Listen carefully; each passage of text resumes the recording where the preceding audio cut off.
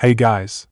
Part 3 of What If Naruto Was Sealed and Woke Up After 2000 Years. Hit like and subscribe if you like this one, and also please check the author in the description. Let's start. We are pain, that's all. We are God.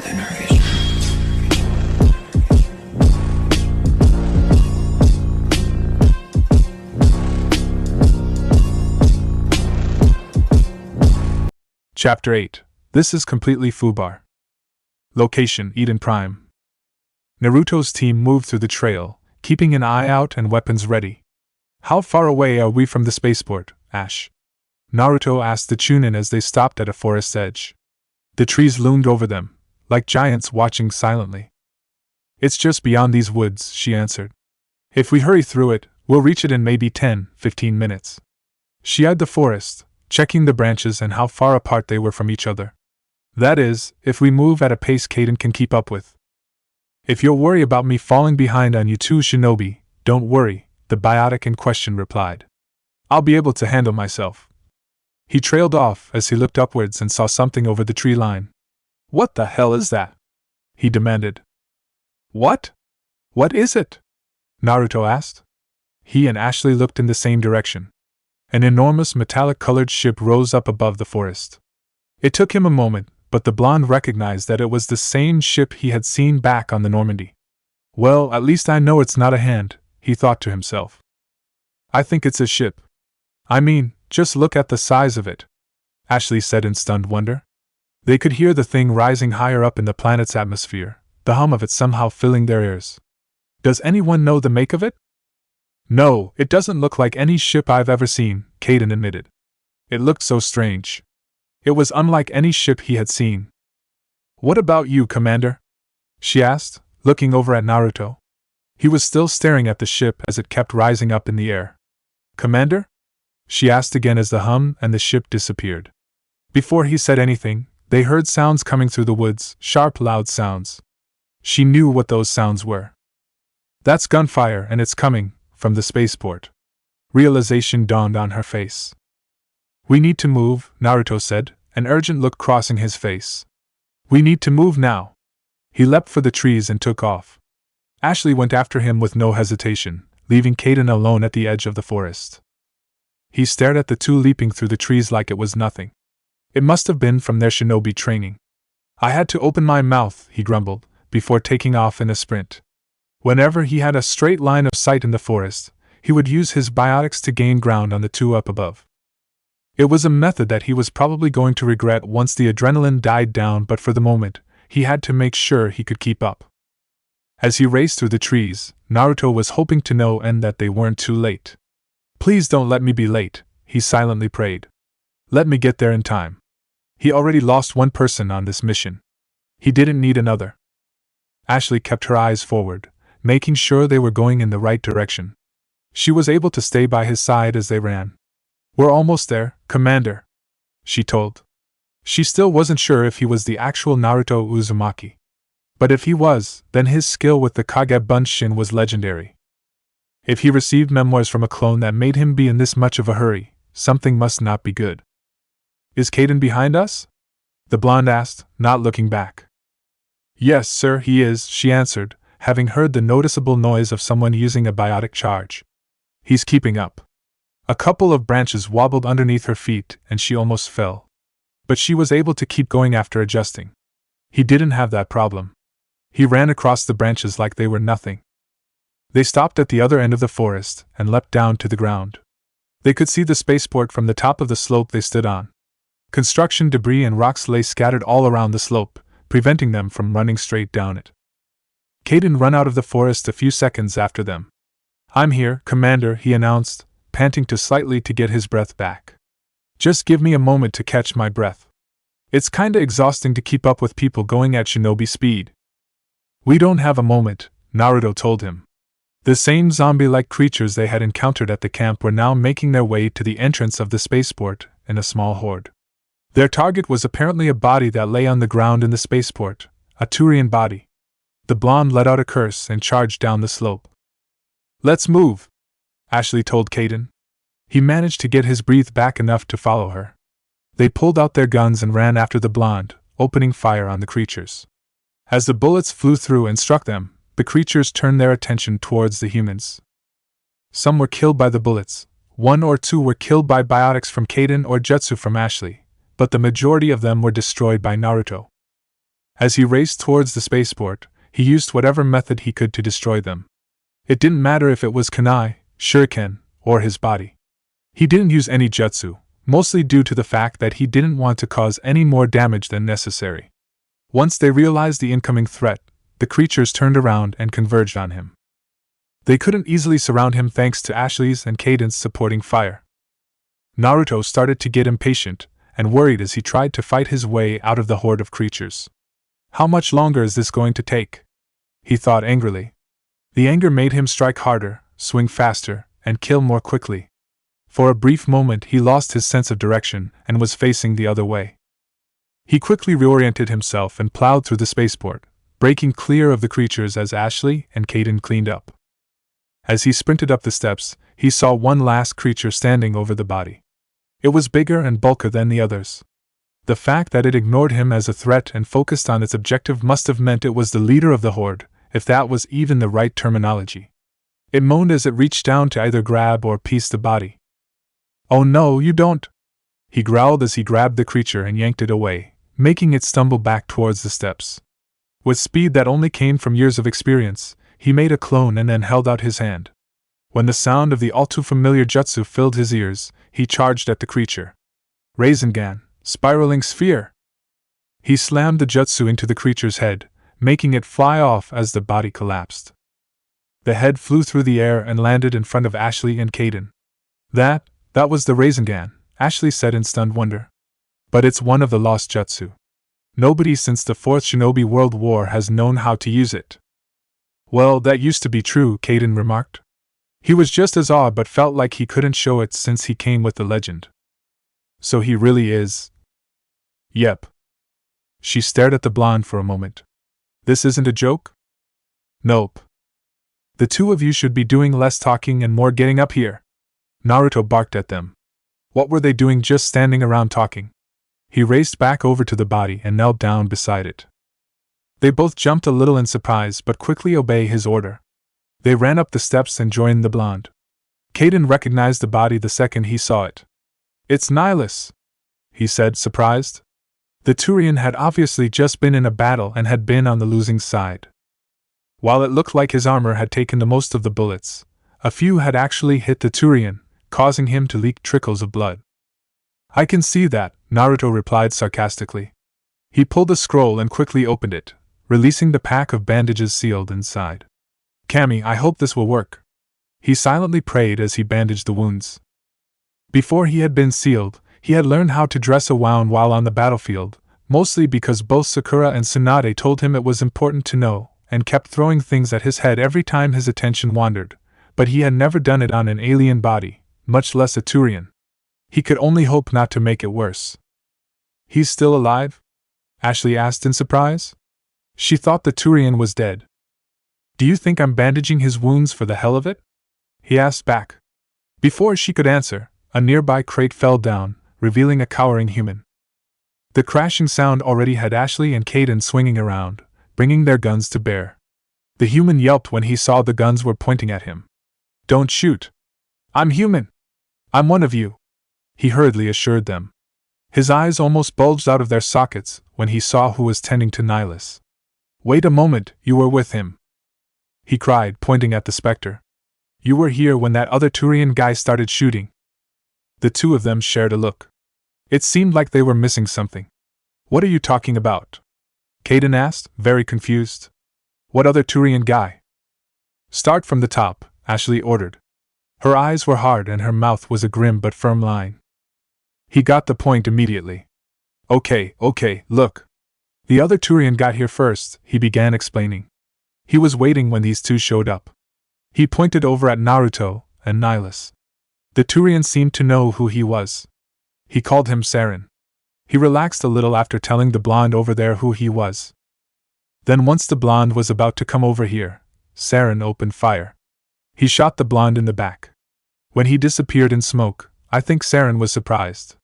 Your Turian friend looked surprised too, but he reacted more quickly and returned fire on Sarin. They had a short gunfight, but it looked like Sarin won when the other Turian collapsed. What happened after that? Naruto asked him, finished bandaging the wounds. He stood up and joined them. Sarin left him for dead and jumped onto the cargo train, heading over to the other platform. Probably going after the beacon. He sighed heavily. That thing has been trouble since the moment it was dug out of the ground. First that Saint's damned mothership showed up. Then the attack came. They killed everyone. Everyone. If I hadn't been behind the crate, I'd be dead too. Why didn't anyone else try to hide behind the crates? The blonde asked him with suspicion. It seemed to be easy to be a coincidence that he was already behind them when the attack happened. The civilian realized what he had said too late. As much as he wanted to deny it, the look the blonde was giving him advised him not to. They never had a chance. I was already behind the crates when the attack started, he admitted with a slightly ashamed look. Wait a minute, Caden interrupted him. Why were you already behind them? That didn't make any sense unless... Sometimes I need a nap to get through my shift. I sneak off behind the crates to grab 40 winks where the supervisor can't find me. Ashley stared at him for a long moment, processing what she was just told. When it was done, she was outraged. You survived because you were lazy? She demanded, her voice showing just how much outrage she had. It was unthinkable to her to sneak away from any job given to her. While Caden wasn't impressed with the civilian, he chose to look at the flip side of things. If he hadn't, we wouldn't know where this Sarin guy had gone to, so it's lucky for us, he told her. A small gasp of air came from behind them. It was weak and pained. They all turned around and saw that Nihilus was breathing, albeit with some difficulty. Naruto was by his side instantly. Nihilus, how are you holding up? He asked, kneeling down beside him. Been better, he admitted in small gasps. Alright, just hold on. We're going to contact the Normandy and get you on board. The blonde surprised both Caden and Ashley with that statement. Were they abandoning the mission? Nihilus must have thought the same. He reached up and grabbed Naruto by the front of his shirt. While his grip was there, it was also weak. No, my life has secondary priority. Complete the mission, get to the beacon, the Spectre ordered him. Like hell I'm going to leave you like this. Stop talking and hold on until the medics get here. Get to the beacon, he repeated more firmly.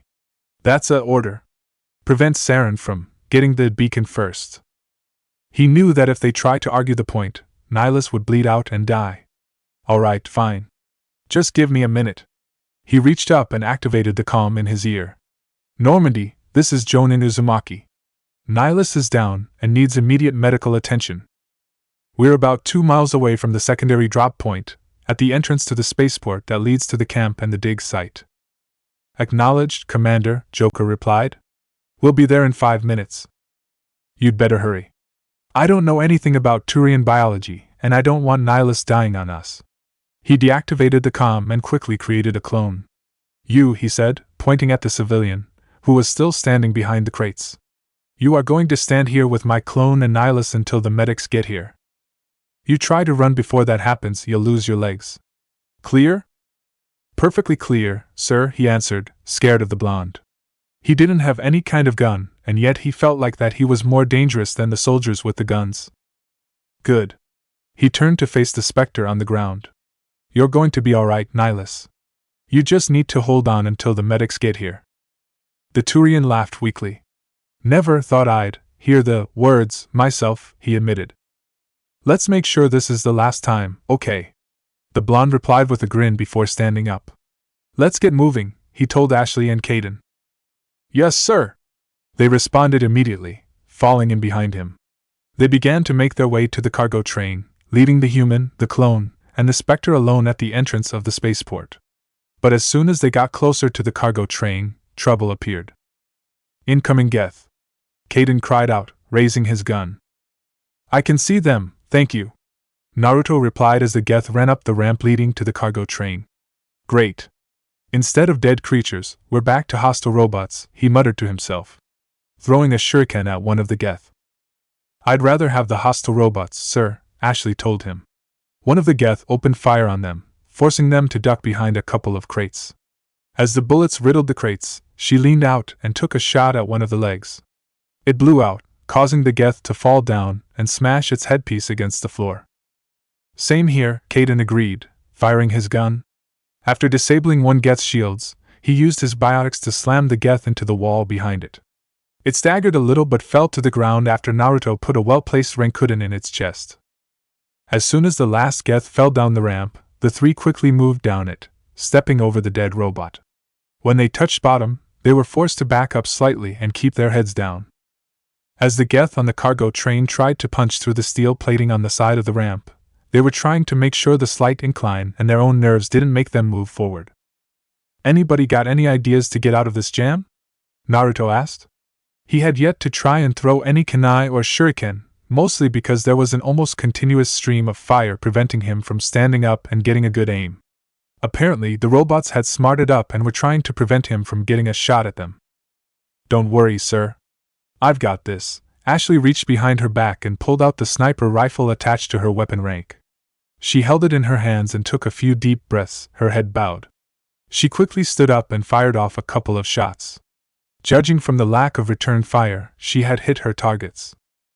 Deciding not to stay there, the other two quickly stood up and all three of them quickly forward off the ramp and turned right, getting on board the train. It took a grand total of 2 seconds, which was the exact same amount of time for the remaining Geth to compute what had happened. As soon as the three humans had gotten on board, they were fired upon again, forcing them to duck down again. And here we go again, Caden remarked, somewhat sarcastic. Less sarcasm, more biotics, please, Ashley told him as she raised the sniper rifle and took a shot. The Geth she had aimed for suddenly had one less arm than before. Especially since we've got what looks like a bulkier version of a Geth coming straight at us. Naruto pointed out as he threw a kunai at said Geth. It struck the target in the arm, which was the intended target, but it didn't lose any functioning. It just remained embedded there, like nothing was wrong. Any time now would be preferable. On it, he replied. As the dark blue fire that showed he was about to use his biotic abilities wreathed his arm, he threw it at the Geth in question. It hit the robot right in the middle of its legs and got blown back. It skidded halfway down the length of the train before smashing into the back of one of the chairs. With quick efficiency, the three humans moved up the train, killing the Geth that were in their way. As the last Geth tumbled over the railing, courtesy of a bullet from Ashley and a shuriken from Naruto, they approached the front of the train. Do you guys know how to work this? The blonde of the group asked the other two as he looked at the controls. I sure as hell don't. Let me take care of it, sir. Ashley told him, walking up to the controls. She tapped a few buttons and the train started to move. Location Earth. Liara could see that the human woman they had picked up was not in a good mood. If it wasn't clear enough in her eyes, the way she held the rifle was a clear indicator. It had been 4 days since she and Dr. Vomus had met her. Now she was waiting alongside everyone else on the team for their ship, the Pulse Star, to pass inspections so they could board and take off. She had clearly changed in those 4 days. She wasn't wearing the uniform she had on when she met them. Instead, she wore basic armor, so basic it wasn't a complete suit. She wore a chest plate, shin guards, and forearm guards. Over it she wore a vest that looked stained and wore. She had a wide-brimmed hat resting on top of her pack. From a distance it would have looked like she had a second head. What was really different about her was her hair. When they first met, it had been in a braid down her back. Now it looked like the braid had been cut off, leaving her with a short haircut that seemed rough. She summoned up her courage and approached her. Excuse me, Lieutenant. Not a lieutenant, she said shortly. Liara tried not to jerk from the abruptness. She wasn't someone fresh out of university. She had some experience under her belt. Yet this woman made her feel like she had learned nothing. Sorry, she apologized. You need something? I just wanted you to know I had no idea Dr. Vomus was going to do that to you. I was under the impression we were simply coming to Earth to hire a survival expert. Yeah, well, that happened, Sheila. But not like that. I didn't think he would blackmail you. The inspector came out of the ship and announced it was all clear. People started picking up their packs and moving like a slow river into the ship. The only ones not moving were Liara and Maya. Liara wasn't quite sure why she wasn't moving. She waited for the human to say something, anything. It took a minute, but she did. Look, we're going to be working together, right? Right, she agreed. So why don't we agree to be at the least friendly? That was fine by her. Of course. She held out her hand. Nice to meet you, Maya Clayton. Liara took the hand and shook it. She could feel the calluses against her skin. An odd sensation, if she was being honest. And she was a doctor who worked in the dirt. Liara Tsoni. She waited the half-beat to see the recognition light up in her eyes. It never did. Maya didn't know who she was. She found herself both surprised and relieved. They entered the ship, coming in through the cargo bay. Inside was just as chaotic as outside had been. Liara chose to wait until everyone managed to find their quarters. She had been informed that quarters and people in them would be posted in the cargo bay. The wall people were congregating at must have been where the postings were. She tried to reach it but was unable to get through the crowd. It allowed her to see Maya walk over to Dr. Vomis. Hey, she told him. She didn't sound happy to talk to him. Yes, Maya? He asked, sounding like they were having a simple discussion. Once we're airborne, have the excavation team meet me in the mess hall. We'll be having a survival meeting. Of course, he said easily. I'll let the team know. We'll have it after dinner. He sounded pleasant. Actually, Liara felt that wasn't right. He sounded confident and a little condescending. He had the power between them and they both knew it. Maya scowled hard at him, her hand clenching. She probably wanted to punch him. But instead, she turned around and pushed through to fit her room. Once she did, she was gone from Liara's sight. Location: Eden Prime. Sarin walked hurriedly onto the platform where the beacon was held. That blasted human wasn't supposed to be there, he mentally growled.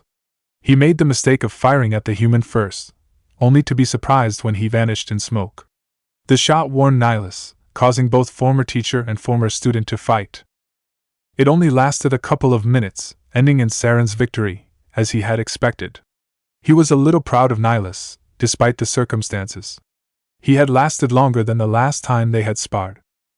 It was a fleeting moment of emotion, and then he turned to face the nearest Geth. Set the charges. Destroy the colony. Leave no evidence that we were here, he ordered. Acknowledged, Sarin Prophet, it responded before walking away, disappearing around the corner. He knew it had to happen, but it still bugged him to destroy an entire colony just because they saw him and the Geth. It may have been a human colony, but the fact remained the same. It had to be done, if his plans could even have a chance of succeeding. It has to be done, he thought to himself as he approached the beacon. If the galaxy wants to survive, it has to be done.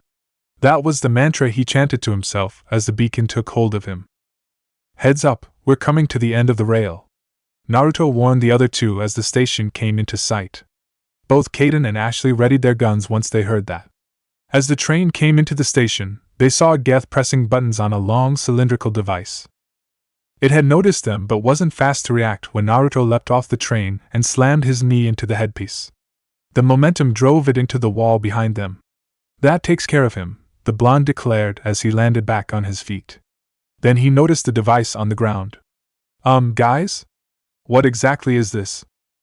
He asked the other two as they joined him. That's a demolition charge. Kaden answered in stunned realization. The Geth must have planted them. He quickly checked his Omni tool. I'm reading 3, no 4 of them planted in the surrounding area. I take it that's bad? While he had some experience with explosives, it was usually the kind that came in a tag. The thing in front of him looked like it would go off if he touched it wrong. How big would the explosion be? It's not so much the size of the explosion as it is the place they've been set, the biotic explained. The 4 charges have been set in key positions that would set the entire spaceport off in one big explosion. And if the spaceport goes up, so does the rest of the colony and the planet. Okay, boom in spaceport makes bigger boom takes out planet, got it? He clarified, mostly for himself. He looked down at the charge again. One of you should probably turn it off now or something, right? I got it, Kaden assured him. He knelt down and tapped a few buttons on the charge. It gave a single beep before the lights dimmed. There, it's been disabled. There's still 3 others left and the clock is ticking, Ashley reminded them. Alright, you two each take one and I'll take the third, the blonde ordered before sprinting up the nearby ramp, leaving the other 2 behind. As soon as he cleared the first ramp, the Geth on the level above him opened fire. Of course there's going to be Geth above me, he berated himself, ducking behind cover. There's always a protection detail, and these guys don't care if their lives are forfeit. While staying behind cover, he moved to the opposite side. Coming out with a sidestep, he threw a kunai at the Geth nearest to him, hitting it dead center in the chest. It was then he remembered that he didn't know how to actually use the demolition charge, much less turn it off. Before he could figure a way out of that problem, he heard his solution come up the ramp. "You guys keep going," he told Caden and Ashley as they came up the ramp without looking at them. "I'll keep them distracted." They didn't say anything in response, choosing to keep moving up the ramp. He followed them from behind. As soon as they reached the same level the Geth were on, he pushed to the front and kept their attention on him. As the guns started shooting at him, he dove behind cover. He checked his surroundings. There was plenty of space to work with. He created 3 clones. They scattered all over the place, moving slow enough to be seen but quick enough to avoid getting shot. They also didn't stay to the floor, hopping across any walls or swinging underneath. If the Geth weren't machines, they might have been confused by what they saw. Instead, they did their best to shoot the clones. While they were shooting, Naruto advanced towards them. He stayed low and made sure he kept close to any cover that was handy.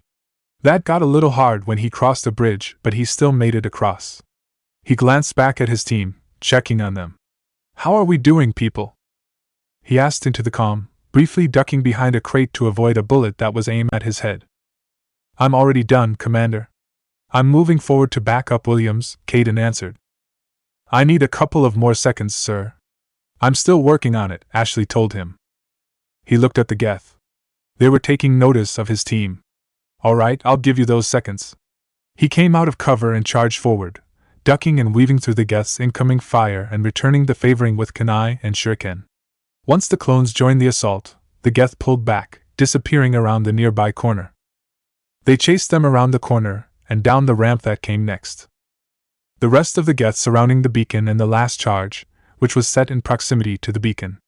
"Guys, I've found the beacon and the last charge," he said in the calm from where he hid behind a column. His clones had taken the high ground, waiting for the signal. "Ash, how are we doing?" "Almost done, sir," she replied. "We'll be right there once I'm done." "Send up Caden now," he ordered. "I think I'm going to need a little help here." One of his clones heard him and scowled dirtily at him. He ignored it.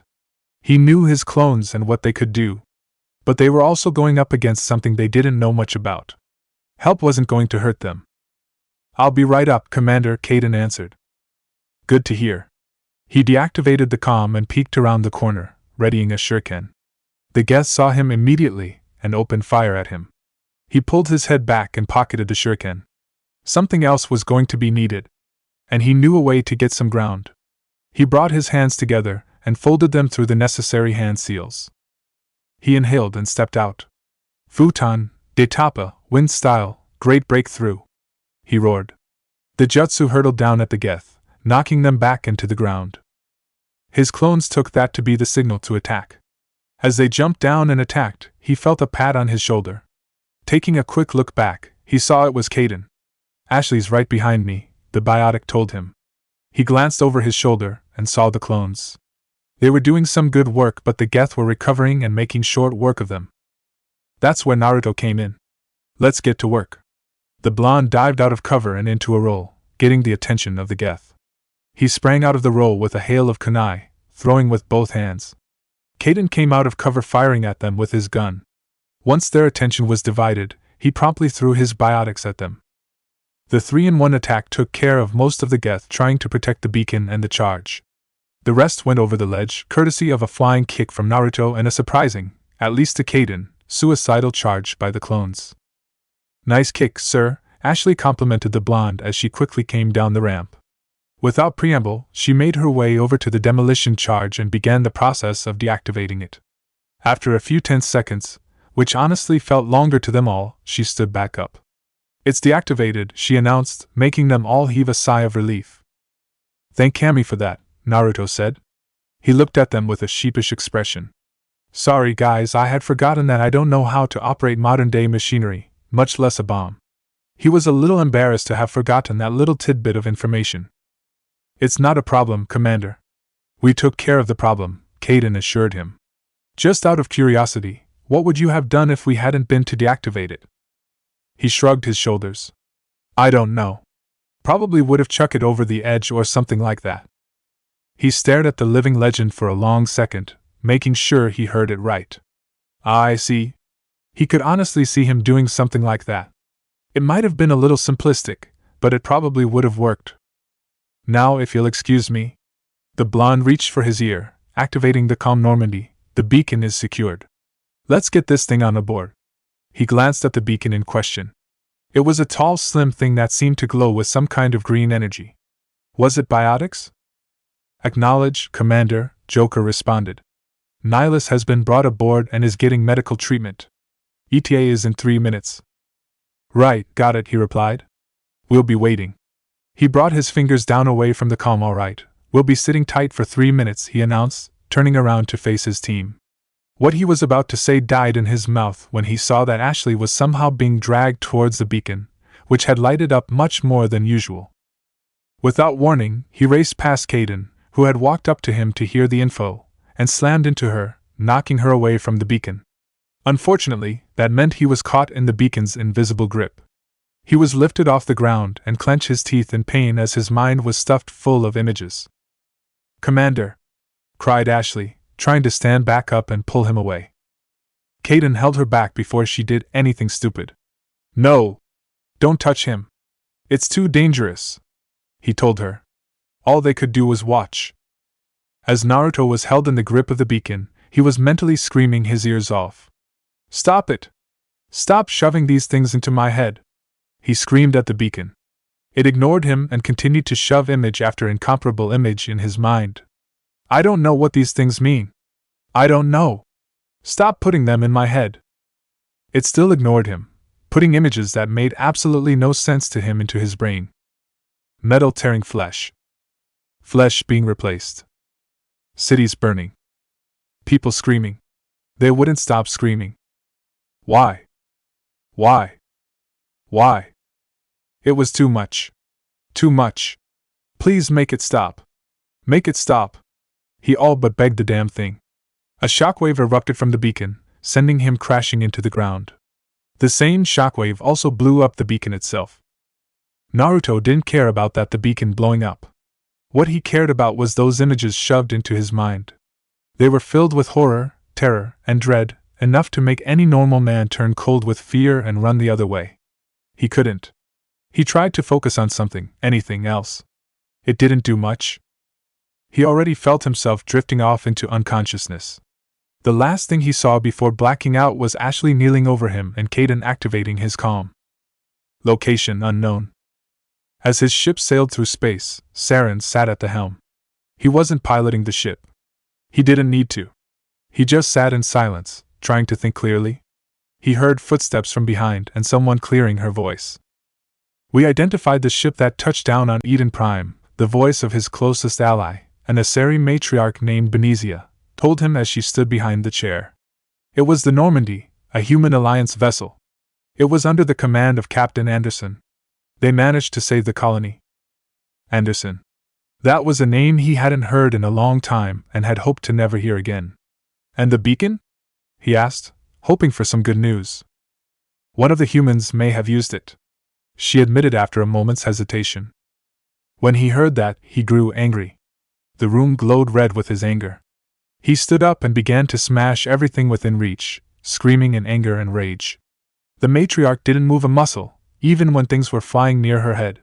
Sarin shoved her into a nearby wall, his talons holding her head and ready to pierce into her brain. This human must be eliminated, he growled after taking a moment to calm down, removing his hands from her head and walking back to the chair. Yes, I understand. The matriarch turned around and walked out of the room, leaving the Turian alone. It gave him a chance to think. This presents a problem, he thought to himself. He knew that if one of the humans had activated the beacon, they would have gotten the same images he had received. But it wouldn't matter in the long run. Once they found out the identity of the human who used the beacon, money would exchange the right hands and it will be dealt with. Location: Polestar. Liara felt that dinner had been quite excellent. Clearly Dr. Vomus didn't waste any expense on the ship's food. He did warn them that this kind of food would only be on the ship, though. Once they were at their location, they would be having basic rations. Having had those kinds of rations before, she learned to enjoy them while she could. After that dinner was done, Maya took center stage. "All right, people," she said in a voice that filled the hall. "My name is Maya and I've been hired to protect you on the expedition of yours. That means I'll have to make sure you can protect yourselves. Before we disembark, there's going to be a set of rules that you're going to learn by heart. These rules are ironclad. You disobey them. We'll be punished?" someone asked, getting some laughter from the people around them. Liara glanced over. It was a human, rather young at that. He had a smile that seemed equal parts humor and smug assurance. Maya found him, staring him down with a hard scowl. "You'll end up dead." Her tone was final, clamping down like a trap. The human didn't say anything back. Whatever confidence he had died beneath her stare. She flicked on her Omni tool. "I'm sending you an email containing the rules." Liara got the mail alert and opened the email. As she read them, Maya kept talking. "First rule, check your equipment every day. I don't care if you think you know what you have. Check everything daily so you'll have an accurate count. If something happens when you're not looking and you come up short, you'll be alert. Second rule, talk to each other."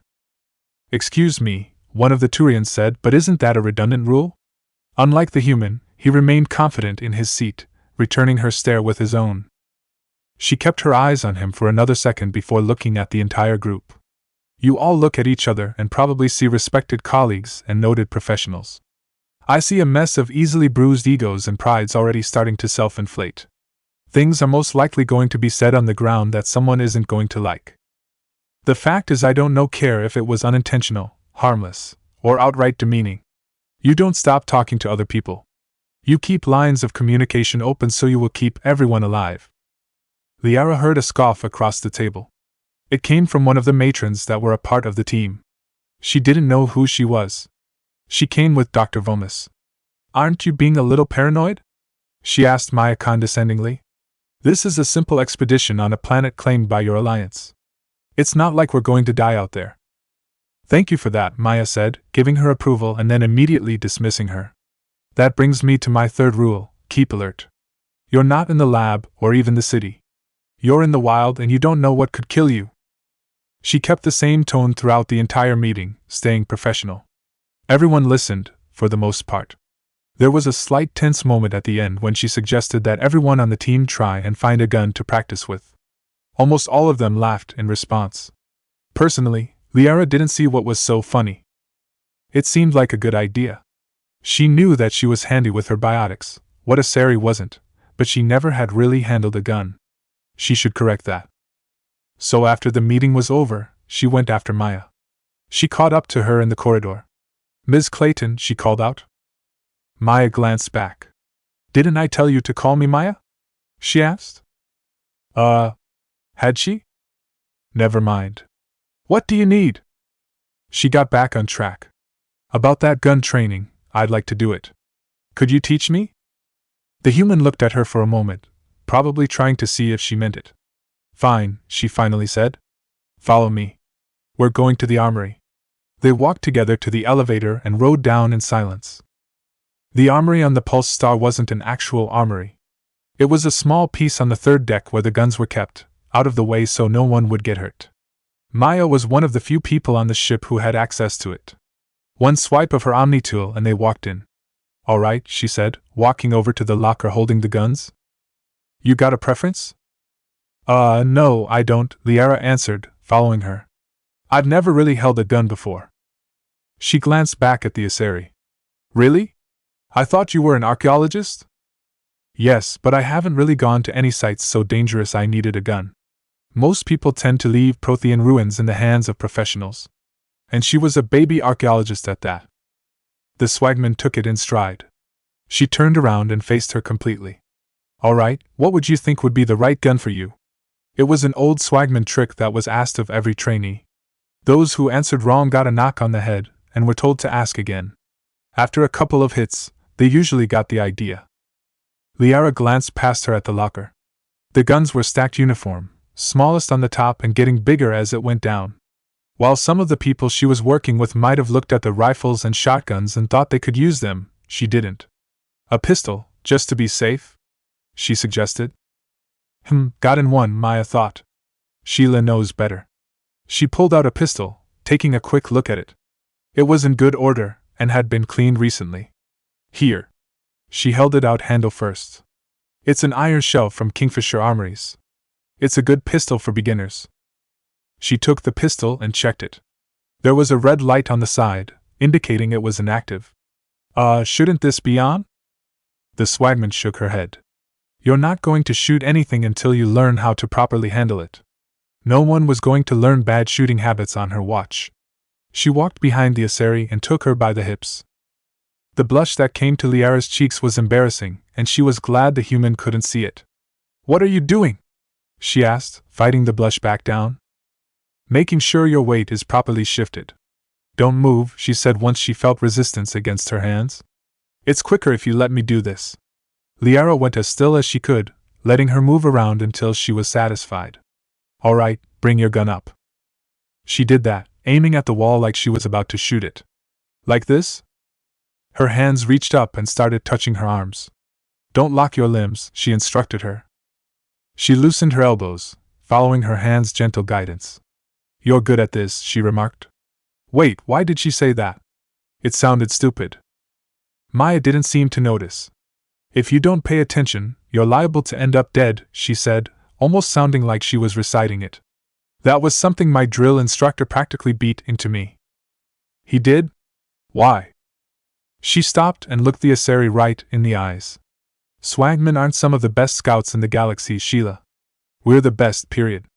We're the ones who go deep into enemy territory to find out troop movement and resources. That means we are trained to survive the harshest environments out there and adapt to everything that is put in our way. Sounds tough. She wanted to sink into the floor right then and there. Sounds tough? What kind of moron said something like that to an obvious veteran? Apparently she did. Again, Maya didn't seem to notice. Yeah, you could say that. Back in Boot, they told us that there were no flunkouts when it came to becoming a swagman. That's because if you fail, you're dead. Okay, that was grim, but she could see it. As she followed Maya's guidance, figuring out how to lower and draw the gun properly, another thing came to mind. Were the swagmen involved in the Lorik recovery? When she heard what happened at the end of that entire debacle, she couldn't help but shudder. Yet she had always been amazed at how the Alliance was able to do the recovery. Maybe she had an answer here. Maya smiled proudly at that question. Who do you think it was that gave the Alliance the name of the planet? She asked rhetorically. She took her hands off Liara's arms and took the gun from her. We'll do some more training tomorrow. Hopefully we'll have more people by then. I don't think we will, Liara said. Not after the way they had laughed at the human. She shrugged it off as she put away the gun. More time for you to learn how to protect yourself. Liara found that she was okay with that. Location: Naruto. As he came back to consciousness, Naruto could instantly tell that he wasn't on Eden Prime anymore. The fact that he was looking at a metal ceiling instead of a burning red sky tipped him off. His body felt sore. He'd love to say that was a new feeling, but at this time in his life, it was an old friend. Doctor? Dr. Chukwas? I think he's waking up, Ashley's voice, which sounded somewhat blurry to him, spoke out. He turned his head enough to see her standing nearby. Her arms were folded, but the worry in her eyes was clear enough. He sat up from the bed he was in and swung his legs over the side. Oh, what in the name of Kami happened? He silently asked himself before remembering what happened. He got grabbed by an ancient device and had a lot of information, or something similar, shoved into his head. Right, that happened. You had us worried there, Commander, especially when we couldn't get those shades of yours off, Chukwas said as she walked around the bed, coming to a stop in front of him. Her eyes quickly scanned his body, looking for any kind of new injury. That was the idea when I applied the seal to them, he told her. The seal on the sunglasses would only allow him and his chakra to remove them safely. Any other person was more likely to rip their fingers to pieces trying to get them off than actually succeed. Since that clears up that little mystery, how are you feeling? Like I went 5 rounds with Lee when he was drunk, he answered honestly. That had actually happened one time, to him and every guy Lee considered a friend. Afterwards, the rest of the guys in the Konoha 12 swore to never let Lee near a bar. Aside from that, I'm fine. They didn't look too reassured by that. How long was I out, by the way? It's around about 15 hours. Did something happen down there with the beacon? She asked. It's my fault, Ashley told her, looking as guilty as she felt. I must have triggered some kind of security field when I approached it. You had to shove me out of the way, SSE said to the blonde. He remembered that. That was my choice. I thought you were in danger and I tried to get you out of it. You didn't have any idea that this would happen, he assured her. He would have done it again if he had to. He was that kind of guy. She blushed faintly and looked away. Actually, we don't even know if that's what set it off, Chukwas commented. Unfortunately, we'll never get the chance to find out. The beacon exploded and knocked you cold, Ashley explained to Naruto as she walked over to the doctor's side. The lieutenant and I had to carry you back to the ship. Physically, you're fine, the doctor told him. But I detected some unusual brain activity, abnormal beta waves. Abnormal what? He asked in confusion. The term made absolutely no sense to him, just like when Kiba had started talking about helping out at the vet. When that happened, the blonde was never quite sure when he was talking about a human or an animal. Are you sure you didn't detect, well, you know? He tapped the side of his head to emphasize his point. It's possible, she admitted. But I also noticed an increase in your rapid eye movement, signs typically associated with intense dreaming. It's nothing, just a dream I've had before, he told them. Then he scowled. And no, I don't want to talk about it. He had been on the receiving end of that question so many times, he had actually lost count. He turned his head and saw something that made him both relieved and nervous. It was Nihilus, laying on the bed beside him. How is he? He asked. The Turian was unconscious and wasn't moving. That was never good in his books. Dr. Chukwas went over to the Turian's bed. Some of his wounds were serious. He's in a medical-induced coma until he's in better care. She looked him over. I should make a note of how he's. Oh, Captain Anderson, she greeted the captain as he walked into the medbay. Anderson came to a stop, quickly looking Naruto over. How's our commander holding up, doctor? He asked her. All the readings look normal. I'd say he's going to be just fine. Glad to hear it. He turned to face Naruto. I need to speak with you, in private. Aye, Captain, Ashley said as she saluted, getting the hint. I'll be in the mess if you need me. She walked out of the medbay and Chukwas quietly followed her, leaving the two, minus the unconscious Turian, alone. Sounds like the beacon hit you pretty hard, Naruto, Anderson said bluntly once the door closed. You sure you're okay? I'm fine, but I can't say the same about Jenkins, he admitted sadly. That wasn't your fault. He was under my command. It is my fault. His tone brokered no argument. What happened to Jenkins was on him. His command. His fault. But that's not what you wanted to see me in private for, is it? No, it's not, the captain answered. I won't lie to you, Naruto. Things look bad. Nihilus is in a coma, and we don't know if he'll live or not. Not to mention that the beacon was destroyed and the Geth are invading. The council's going to want answers. Hey, I did as I was ordered and then some, he protested as he got off the bed. His legs protested somewhat as his feet touched ground, but it was a small protest and faded away quickly. Nihilus would be dead if I had just left him there. Anderson understood what he was saying. I'll stand by you and what you say, Naruto, he assured him. But that's not why I'm here. It's about Sarin, that other Turian. He's a Spectre, and he's one of the best, a living legend like you. But if he's working with the Geth, that means he's gone rouge. A rouge Spectre means trouble. And not only is Sarin dangerous, he hates humans. And he knew that personally. Eden Prime is just one of many human colonies out there, right? He didn't go there just because he has a bone to pick with us, he pointed out. There were far easier targets for that kind of thing. You're right. It must have something to do with that beacon. He looked at the blonde. You were there just before the beacon self-destructed. Did you see anything? Any clue that might tell us what Sarin was after? I don't know, some kind of vision, he answered, a little embarrassed to say it. It was a bit confusing, but it looked like robots were killing people in droves, like butchers preparing for a feast. Now that he had time to think about it, and the images weren't being shoved into his head faster than he could inhale ramen, he could make out the images better. Anderson said, almost thoughtfully, it's not much to go with, but we still need to report this to the council. Are you serious? That didn't sound like the best idea here. We're going to tell these people that I had a nightmare? I'm fairly sure that'll go out the window faster than we can explain it, he pointed out. He understood what he was saying. Both of them were cynics when it came to politicians and their responses. But he still felt that it needed to be reported. We don't know what information was stored in that beacon. Lost Prothean technology? Or blueprints for some ancient weapon of mass destruction? Whatever it was, Sarin took it. And I know Sarin. His voice got a little sharper and angrier. I know his reputation, his politics. He believes that humans are a blight on the galaxy. This attack was an act of war. Others might not think that, Naruto told him. And if it was, I'll take him out myself. It's not that easy. He's a Spectre. He can go anywhere, do almost anything. That's why we need the council on our side.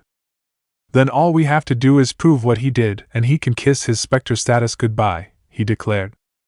It sounded like a plan to Anderson. An idea of a plan was already forming in his head. I'll contact the ambassador and see if he can get us an audience with the council. He'll want to see us as soon as we reach the Citadel. How far is the Citadel? The blonde asked him. We should be getting close. I have to finish up something. Do me a favor and go tell Joker to dock once we're there. He turned around and walked out of the med bay, leaving the blonde alone with a comatose Turian. He was about to leave the med bay himself when he heard something that made him grab the edge of the bed to steady himself. Okay, who the fuck woke you up? Yelled a familiar voice inside his mind. Someone had better give me a good answer. Otherwise they are going to feel a lot of pain. Naruto waited while his old friend went on to describe how exactly that person would be in pain, with explicit details. And good morning to you too, Kurama, he replied when he was done, wincing from the yelling. Next time, try yelling a little louder. Only my ears are ringing. Well, excuse me, Naruto, the fox replied sarcastically. It's kinda annoying when you're sleeping peacefully and then all of a sudden, a lot of random and confusing images are shoved into your head. What the hell are you talking about sleeping peacefully? Shikaka asked, joining the conversation. Your snoring kept waking us up. Was I talking to you, stupid Tanuki? No, I wasn't. I was talking to the blonde idiot that was our Jinchuriki. Hey, don't talk about me like I'm not here. The blonde idiot in question replied. Will the two of you knock it off? Gyuki asked Kurama and Shikaku. This is serious. Yes, we must focus on what we all saw, Matatabi agreed. So what exactly did we see, kid? Son Goku asked the blonde. I sure as hell don't know. It was just as confusing for me as it was for you, he told them. Besides, I was expecting you lazy lot to wake up a lot earlier. Every time he had checked in on them on Thesha, they were always asleep. What do you mean by that? Coco asked. Look, I don't have time to give all of you the whole story, he replied, walking out of the med bay. Just take a look at my memories. I've been awake for at least 2.5 weeks. The 9 Biju fell silent as they did as he told. While others might have been shocked, or at least surprised, to know that he had the 9 Biju instead of the Jubi, he knew it was the better outcome. After he had been sealed, he had unconsciously battled the Jubi for the control of his body. Time had lost all meaning when he had been sealed away, so he didn't know how long they had been actually fighting. What he did know was that sealing the Jubi itself was too risky. One slip up and he could have lost control. If that had happened, the elemental nations would have gone right back to the war, even more so once he realized humanity had reached the stars. So instead, he broke the Jubi back into the 9 Biju and sealed them inside him. Now he was the Jinchuriki for all of them. He saw Ash by the table in the mess area and swung over to talk to her. Ash, he said in greeting. Commander, I'm glad to see you're okay, she replied. He just realized she was in her casual uniform. She must have changed after she came aboard. The crew could use some good news after what happened to Jenkins. She realized what she said. It made her face fall and she looked away. I'm sorry, but a part of me still feels guilty about what happened. If Jenkins was still alive, I might not be here. That's not true, Ash. You're a hell of a soldier. I don't know much about guns, But even I could tell what you did with the sniper rifle was fairly impressive. Even if Jenkins was still alive, you'd be fine to be on the Normandy in my books, he told her. He had taken a look at the guests she had shot with the sniper rifle as they passed the corpses.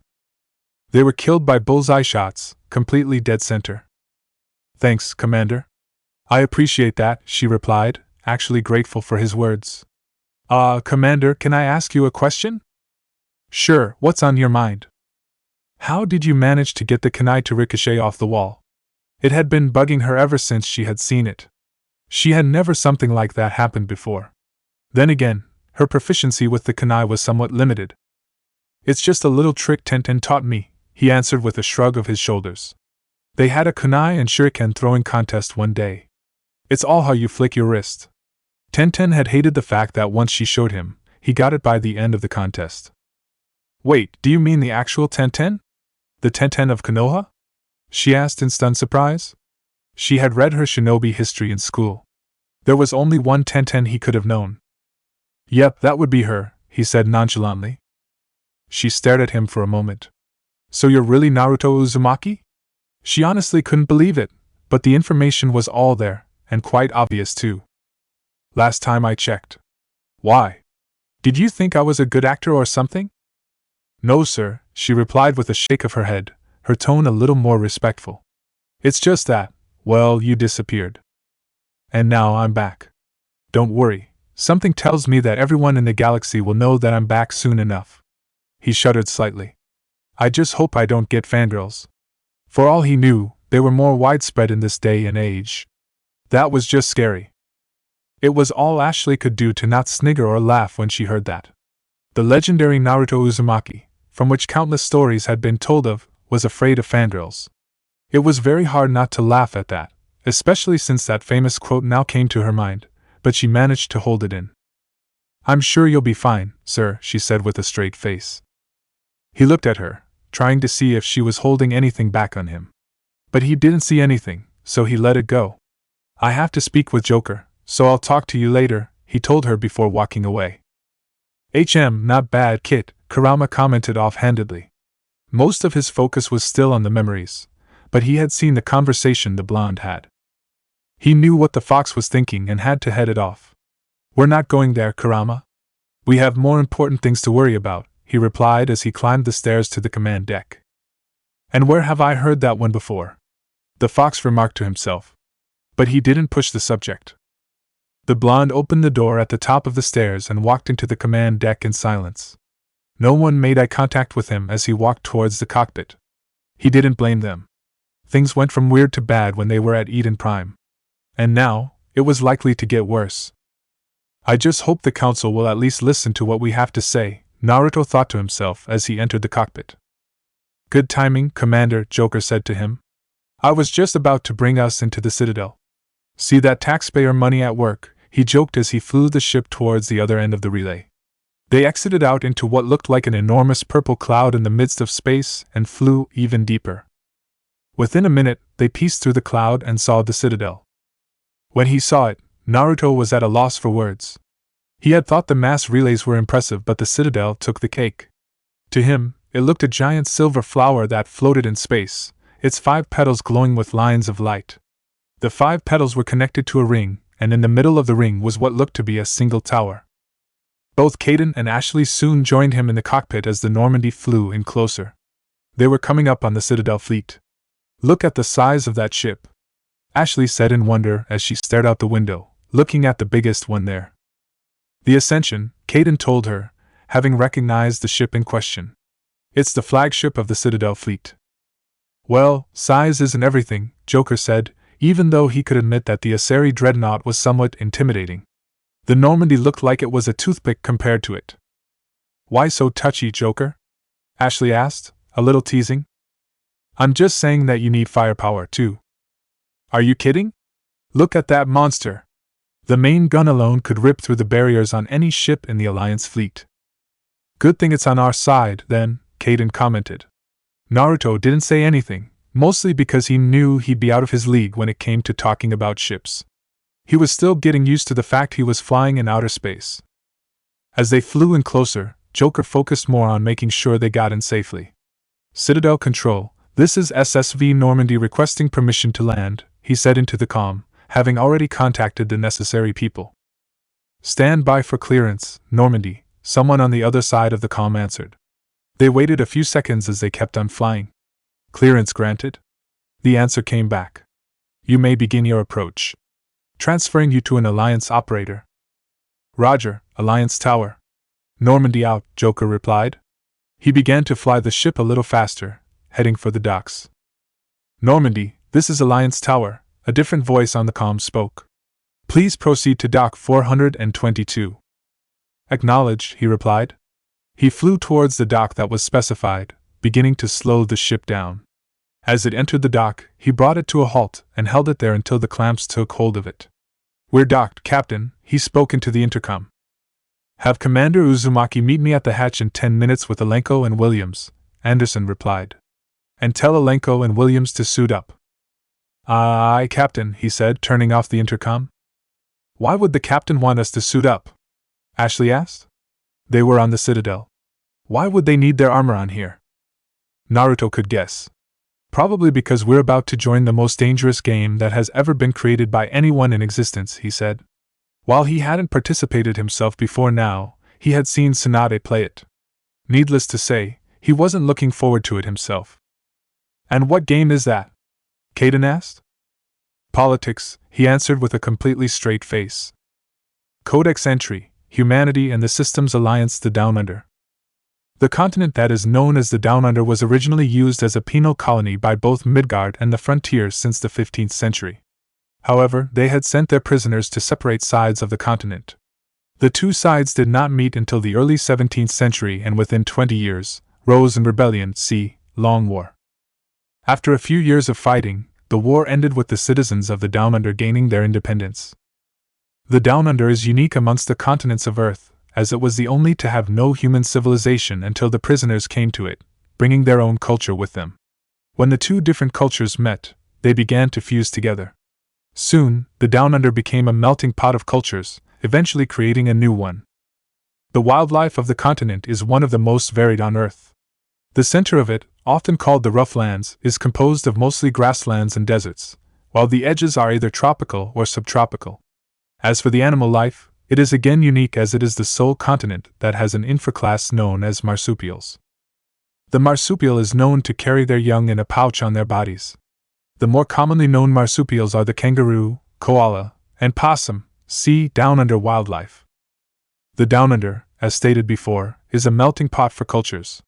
That is mostly due to the fact that its capital is one of the more prominent trading capitals on the Earth.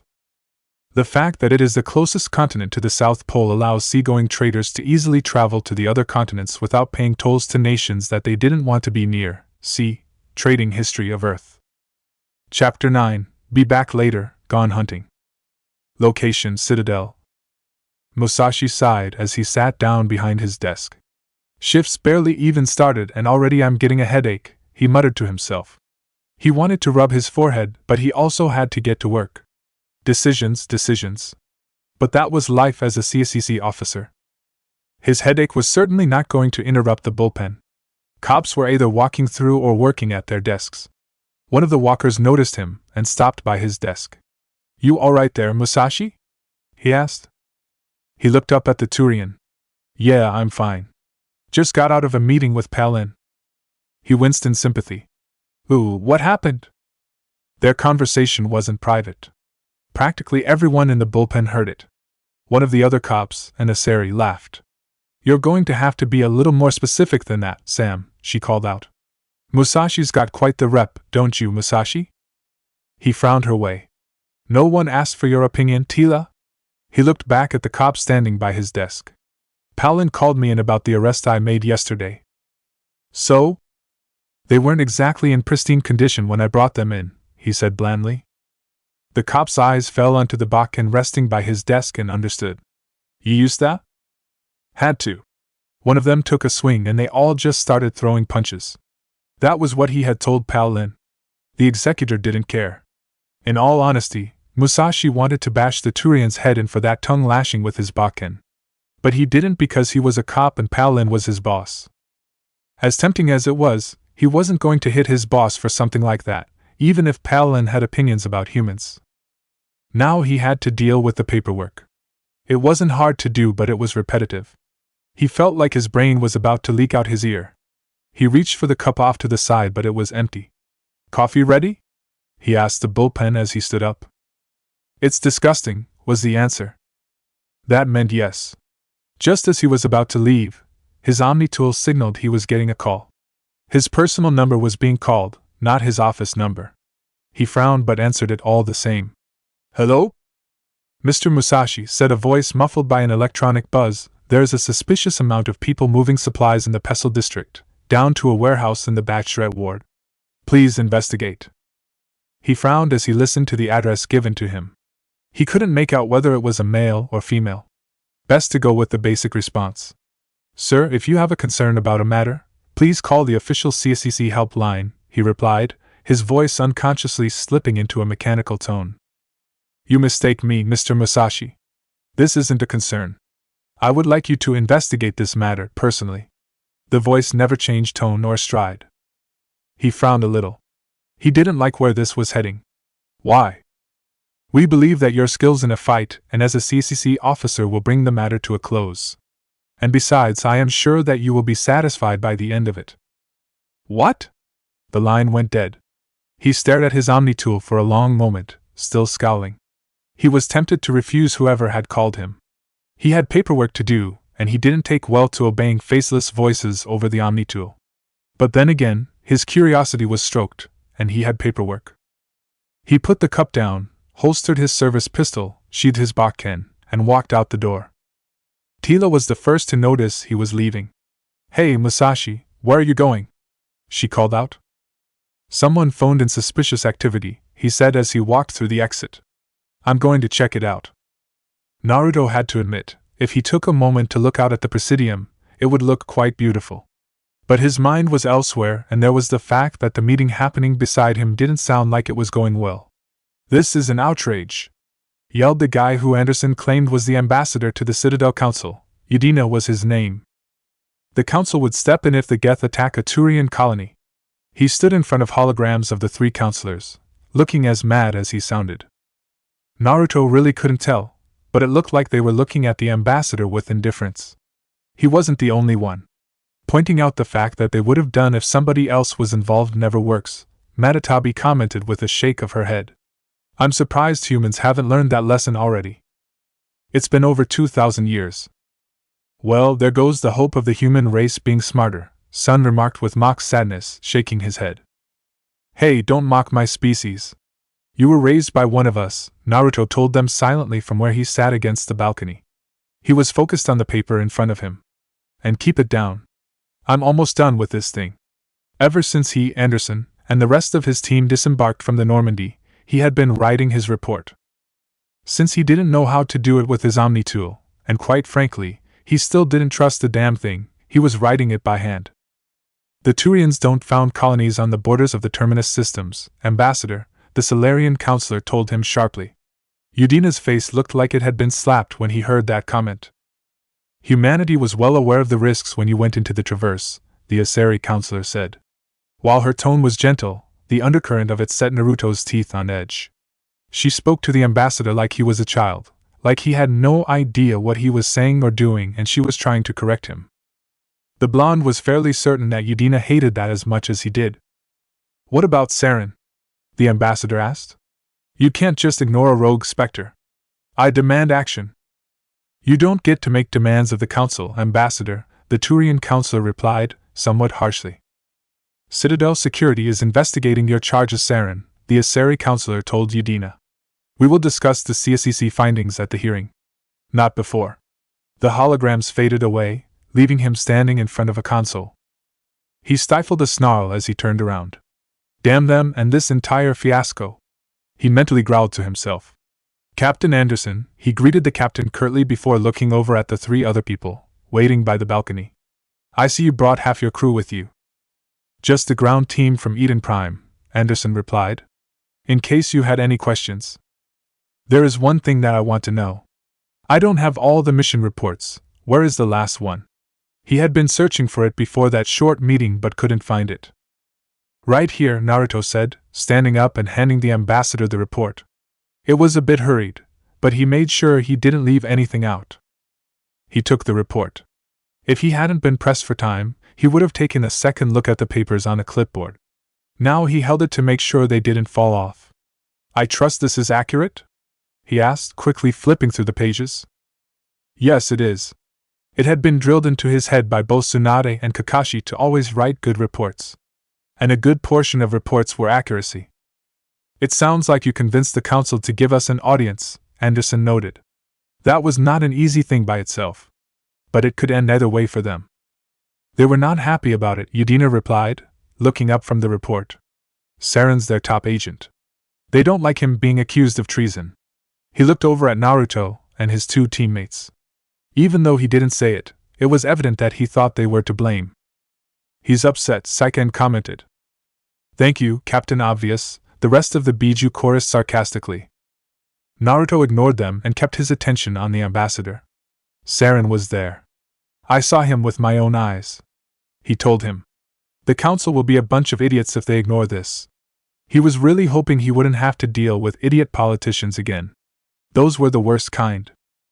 Settle down, Commander, he replied coolly. You've already done more than enough to jeopardize your candidacy for the Spectres. The mission on Eden Prime was the chance to prove to the Council that you could get the job done, despite being in a time you don't know much about. Instead, Nihilus is in a coma, being treated at Huerta Memorial Hospital, and the beacon was destroyed. That's Sarin's fault, not his. Anderson protested, cutting into the conversation. And besides, Nihilus in a coma is better than Nihilus being dead, the blonde retorted. There was still the chance he could wake and support what happened. Then we better hope the CCC investigation turns up evidence to support our accusations. Otherwise, the council might use this as an excuse to keep you out of the Spectres. He rubbed his forehead in irritation. And do think the Alliance argued over it before pushing for it. He looked pointedly over at Anderson. Wait, what do you mean by that? He asked, missing the look they had shared. Before we started pushing for a human in the Spectres, there was a debate amongst the Alliance leaders on whether we should try or not, Anderson explained. Some said that since we already had the ANBU, we didn't need to have someone in the Spectres. Others argue that having someone in the Spectres would help us integrate faster into the galactic community, and put us one step closer to joining the Council itself. Finally, it was decided to push for the Spectres. That made sense. Why didn't you guys try to have an ANBU agent get into the Spectres? It seemed like the more logical thing to do to him. The ANBU and the Spectres were practically the same thing, so the only thing that would be different would be the name. That was the idea we were going with this time. Then you showed up, Udina said drily. Come with me, Captain, he said to Anderson. I want to go over a few things before the hearing. Uzumaki, you and the others can meet us at the Citadel Tower, top level. I'll make sure you have clearance to get in. He turned around and walked away. Anderson followed closely behind. And that's why I hate politicians, Ashley muttered to herself once she saw that they were gone. Be nice, Ash, Naruto told her. He's just doing his job. First time I've heard someone say that of a politician, Kaden remarked. Mostly it was just comments about how they were complete and utter assholes. Naruto knew what he was thinking. He felt like that too sometimes. But he didn't know Udina that well, and he knew better than to make first impression the only impression. Anyway, you guys know where the Citadel Tower, right? The blonde asked them. He tried to pay attention to where they were going once they left the Normandy. But he was completely stunned by everything that he didn't look for landmarks. No need to worry about that, sir. Just follow us, the biotic told him. He took the lead and walked out of the ambassador's office. Ashley and Naruto followed. They quickly walked down the stairs and back into the lobby, which wasn't really a lobby to Naruto. It looked more like a sitting area that had the Earth Embassy on one side and the Presidium on the other. As they came down the stairs, they saw another set of stairs that led to a cafe. At least he thought it was a cafe, he didn't get the exact details. In the middle of the lobby, just beyond the 2 rows of chairs facing each other, was a small console. Standing behind the console was a purple Asari, which was obviously a hologram. Anyone could tell that just by looking at her and seeing the waves of electric energy flow down her body. Welcome to the Presidium, it would say whenever someone went near it. Allow me to be your guide. Hey, Commander, why don't you get some details about the Citadel from Avina? Ashley suggested as they walked by. She had been told the Six was always good to get some information. No thanks. I'm good, he replied, looking straight ahead. She glanced over at him. Are you sure about that? It looked like he was trying to avoid making eye contact with the Six, and that was a little weird to her. There was nothing wrong with getting information from one, they were practically everywhere. It could help you figure out where to go around the Citadel. And I'm sure I can get that information from a book or from a person, he retorted, still not looking at the Six. Look, Ash, just give me a couple of weeks or so to get used to them. Then I might actually talk to one. But for not seeing in someone made out of light, human or not, was just weird for him. Oh, stop being a big baby and talk to the thing, Kurama ordered him. The blonde promptly ignored him. Just because you're trying to ignore me, doesn't mean I'm going to stop. I thought you would have known how stubborn he is, Gyuki said to the fox. He's not going to budge on this, and we all know it. The other Biju muttered in agreement. Fortunately for Naruto, Kaden came to his rescue. It's best to leave it alone, Ashley, he told her. If the commander doesn't want to talk to her, that's his decision, not ours. They were already on the Presidium proper. It'd be a bit odd to go back. Thank you, Kaden. And I hope this is not you being a suck-up, Naruto told him, raising an eyebrow. He had learned how to do that from Shino, and was actually kinda proud of it. Never would have thought of it, sir, he replied with a completely straight face. The blonde decided to drop it, and look up at what was supposed to be the ceiling. But instead of a metal ceiling, he saw a bright blue sky with fluffy clouds. Man, that is so weird, he said to himself as they walked. What is? Ashley asked. The fact that I am currently standing in a space station, which is only Kami knows how far away from Earth, and when I look up, I see blue skies. That's just wrong, very wrong. He suppressed a small shudder when he thought about it. How's that wrong? It's just the sky.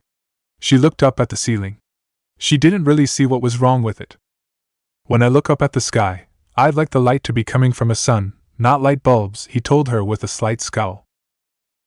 Technically, those aren't light bulbs, Kaden commented, earning himself a glare from the blonde in the group. He gulped slightly and averted his gaze. That's not the point, and we all know it. He snapped before closing his eyes and taking a deep breath. Look, let's just get to the Citadel Tower before I go into a rant about something that feels wrong to me, okay? Both Kaden and Ashley happily agreed with the idea. The last thing the three of them wanted was something like that. The unit watched in silence as its charge made his way through the Presidium. He was going to the Citadel Tower. The unit would not be able to follow him up. It had maintained this secret protection by knowing when to act and when to stay away. While there had been concerns about the charge's ability to adapt, enough evidence had been analyzed that proved he could. Therefore, the unit would stay back, out of sight. It had read up on the charge and knew that, as a shinobi, and a top-tiered one at that, he would notice if he was being followed. Therefore, the unit stayed more than 100 yards back and up in the rafters. Up here, it had a perfect view of the Presidium, and no one would see it. That way, it would be able to protect the charge if he was danger, whether he knew it or not. So the unit waited there, with its hands on the sniper rifle. After finding the elevator that led to the Citadel Tower and suffering through the long wait as they went up, during which Naruto got in a quick nap without anyone realizing it, they stepped out onto the top floor of the place. Would you take a look at this place? Kaden said with a small whistle as he looked around with wonder. It was a hall big enough to hold several houses, but it wasn't just that. The trees planted along the stairs gave the place a sort of regal warmth. The orange leaves glowed from the artificial lights and the natural lights coming from the windows. If he listened, he could hear fountains beneath the quitter chatter. I'm a little bit busy with walking, Ashley told him, slightly sarcasm. I'm afraid that if I look around, I'll run into something. You can multitask, he replied, rolling his eyes. Children, behave, Naruto told them. We really don't have timeouts, so don't make me put one of you in one. They stared at his back. Then they looked at each other. I think he means it, the biotic whispered. Ashley nodded in agreement. The last thing they wanted was to be put in a timeout like they were kids by a person who would do it.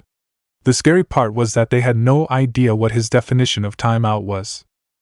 As they climbed the first set of stairs, they saw two Turians standing by the fountain. Palin, Sarin's hiding something, the one on the left said. He had blue markings on his face, and what looked to be a screen over his left eye. Give me more time. Stalled the council. Stalled the council? The so-called Paladin repeated with a scoff. He was dressed a bit more richly than the other Turian and had white markings on his face. Don't be ridiculous. Your investigation is over, Gurus. He turned around and walked away without another word. Gurus looked like he was about to say something, but nothing came out of his mouth as the other Turian walked away. Noticing that there were 3 people looking at him, he turned to face them. Enjoy the show? He asked scathingly. Were you being chewed out by your boss? Naruto asked. It looked like being chewed out to him. What do you think it was? Getting a promotion? He growled with obvious sarcasm. Who are you anyway? The name's Naruto Uzumaki, he introduced himself. Sorry about asking that kind of question. He waved away. It's fine. Well, it seemed like introductions were being given. My name is Gurus Vicarian. I was the officer in charge of the CSEC investigation into Sarin. It's nice to meet you, Gurus. Who was that guy you were arguing with anyway? Besides your boss, that is. He glanced at his boss's retreating backside with a glare. Turians gave good glares, Naruto noted. That was Executor Paladin, head of Citadel security. He'll be presenting my findings on Sarin to the council. And I'm guessing you're suspicious of Sarin? He snorted. That'd be putting it mildly. Something about that guy just rubs me the wrong way.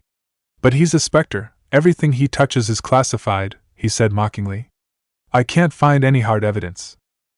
Not to interrupt the conversation, Commander, but I think the council's ready for us, Kaden told the blonde, looking ahead.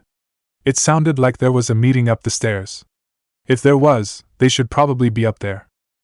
I wish you luck, Naruto. Maybe they'll listen to you, Gurus said before walking away. That was cheerful, Koko stated drily. Not so much, no, Naruto silently replied. That was irritated and anger. When did you become a therapist? The Gobi asked him. I didn't. I became a shinobi. He got you there, Shikaka said with a laugh. Koko glared at him and raised his hoof threatened. The Tanuki calmed down but couldn't keep the giggle in. Naruto ignored what was going on in his head and walked up the steps. Both of his teammates followed him, looking around as they went. I'd bet all these staircases aren't just for show, Ashley noted as they climbed a second set of stairs. They make for good defensive positions if this place is ever attacked. The staircase was flanked by 2 high walls that did offer good shooting spots on the top. That is if the attackers managed to make it this far, Kaden pointed out. There was a lot more to go through if an invading force wanted to get to the stairs. There was the fleet, the Citadel's defenses, CSEC itself, and that damn elevator, just to name a few. The blonde in the group scoffed. The stairs wouldn't matter much. Any shinobi worth their kunai would be able to get to the base of them and reach the top in 10 seconds, 15 if they're sluggish. They wouldn't see it as an obstruction. That's a lot of faith to be putting on the shinobi, Ashley said offhandedly. Technically she was a shinobi, but she always thought of herself as a soldier first. He stopped and turned to face her. Are you saying that you wouldn't be able to get to the top in that time, Chunin? He asked her, completely serious. She went completely still at that voice. She heard him speak like that before and had warning bells go off inside her head in the process. She knew she had to choose her next words very carefully. She looked over at the walls and gauged them, looking over single inch and calculating the time. It would take me 10 seconds to get up there. 8 if I had a running start, sir, she finally answered. His face, which had been neutral as she looked the walls over, broke out into a smile. That's the spirit, Ash. He turned back around and kept walking. Let's keep moving, people. They quickly climbed the rest of the stairs and crossed the anteroom. As they climbed the second set of stairs, which led to the other end of the tower, they met up with Anderson. The hearing's already started, he said without preamble. Come on. Both Kaden and Ashley decided to hang back as Naruto and the captain climbed up the rest of the stairs. They found Udina standing before the council. The distance between them was emphasized by a glass garden below. To the left of the council was a giant hologram of Sarin. The Geth attack is a matter of some concern, the Asari counselor, whose name, Naruto later learned, was Tevos. He also learned, at the same time, That the Solarian counselor was Valorn, and the Turian counselor was Spiratus, admitted. But there is nothing to indicate Sarin was involved in any way. The investigation by Citadel security turned up no evidence to support your charge of treason, Spiratus informed Udina. And more importantly, I resent your accusations, Ambassador, Sarin said, sneering. He made it sound like it was an insult that Udina was even trying to accuse him. Nihilus is a fellow Spectre, and a friend. That just let you try to catch him by surprise. Anderson snapped at the hologram. The anger in his voice and his clenched hands made it apparent to everyone there that he didn't like the Spectre. Captain Anderson, Sarin replied with scorn. It seemed the feeling was mutual between them. You always seem to be involved when humanity makes false charges against me. He looked over the humans that standing in front of the council. Your species needs to learn its place, Anderson. I believe told you this before. You're not ready to join the council. You're not even ready to join the Spectres. Udina heard those words and thought they carried weight. He had to stop that before it got anywhere. He has no right to say that. He shouted. That's not his decision. He looked up at the council, daring them to say he was wrong. Commander Uzumaki's admission into the Spectres is not the purpose of this meeting. Tevos agreed, looking up at Sarin. Her tone was gentle, but also subtly firm. He stared back at her, seemingly uncaring about the silent warning. This meeting has no purpose, he replied. The humans are wasting your counselor. And mine. Anderson was angry at those words. Hearing that tone in Sarin's voice was just like last time. He couldn't let that happen. Are you just going to let him hide behind his status as a Spectre like last time? He demanded, looking up at the counselors. You need to look at him with open eyes. What we need is evidence. So far we have seen nothing, Valorn told him. How about the evidence from someone's own two eyes? Naruto asked, finally speaking. The others looked at him like they were surprised he was there, having forgotten that he was. He looked over at the ambassador. Ambassador Udina, has the council received my report? No, it's still in the process of being translated and typed, he answered, frowning at the blonde. He grinned sheepishly. Sorry about that. I've only been in this time for a couple of weeks. I'm still trying to figure out how to turn the Omni tool on and off. The grin fell off of his face as he looked at the council. But I was there. And I know what happened. In that case, please tell us what you saw, Commander Uzumaki, Tevos told him. She gestured at him to speak. He stepped forward. When the Normandy was arriving at the first drop point, Nihilus exited the ship, saying that he moved faster on his own. However, I believed that he needed to have someone to watch his back. So I used the Kage Bunshin no Jutsu to create a clone that would stay with him. Once me and my team had reached the second drop point, Nihilus contacted us, and I told him what to do if he thought that I needed to see something myself. And that was? Valorn asked. To let my clone know, he answered. It would take care of the rest by dispelling and letting me know. So you were not there with Nihilus yourself? Spiratus asked. In matter of speaking, Counselor, I was. Give me a straight answer, Commander, he all but ordered. Were you, the person I'm seeing with my own eyes, with Agent Nihilus? The shinobi had a bad feeling about what was about to happen. No, I wasn't. I was with the ground team. Then how is it that you know what happened to Nihilus if you were not there? Valorn asked, continuing what Spiratus was saying. When one of my clones dispels, I get all of its memories. So when Nihilus and the clone reached the spaceport entry, they saw Sarin there. His reason for being there was, and I quote, the council thought you could use some help on this. Meanwhile, my team and I were on the way to the spaceport when we heard the sounds of gunfire. I then received the memories of my clone. A few minutes later, when we got to the edge of the spaceport, we found Nihilus on the ground with gunshot wounds. The only person who could have done that was Sarin. Your report is completely ridiculous, Sarin said with a roll of his eyes. If you were not with Nihilus, then you do not what happened to Nihilus. And I've read how the Kage Bunshin no Jutsu works. The memory passing ability was not a part of it. It just gives you a clone that can be touched. That superior tone was starting to grate on his nerves. Where the hell did you read about how the Kage Bunshin works? He demanded, losing his cool for a moment. He stopped and recollected himself. Now wasn't the time. But Sarin heard and his eyes gleamed with satisfaction. The politicians saw it too. When the Alliance was welcomed to the galactic community, we had asked that they give us a detailed explanation on every single jutsu that has been created, Tevos explained. He couldn't believe what he had heard. Even the clan-related ones? He asked in stunned shock. He had known a lot of people who would have taken those kinds of jutsus to the grave before letting others who weren't in the clan know them. Sarin nodded. He was enjoying where this conversation was going. Furthermore, the Kage Bunshin is labeled as a kinjutsu. The last time I checked, having such a thing is a crime, punishable by death. That's only if the person has stolen a kinjutsu, not uses and successfully masters it, Sarin, Anderson said in contempt. Get your facts straight. Oh, my apologies, he said without an ounce of apology.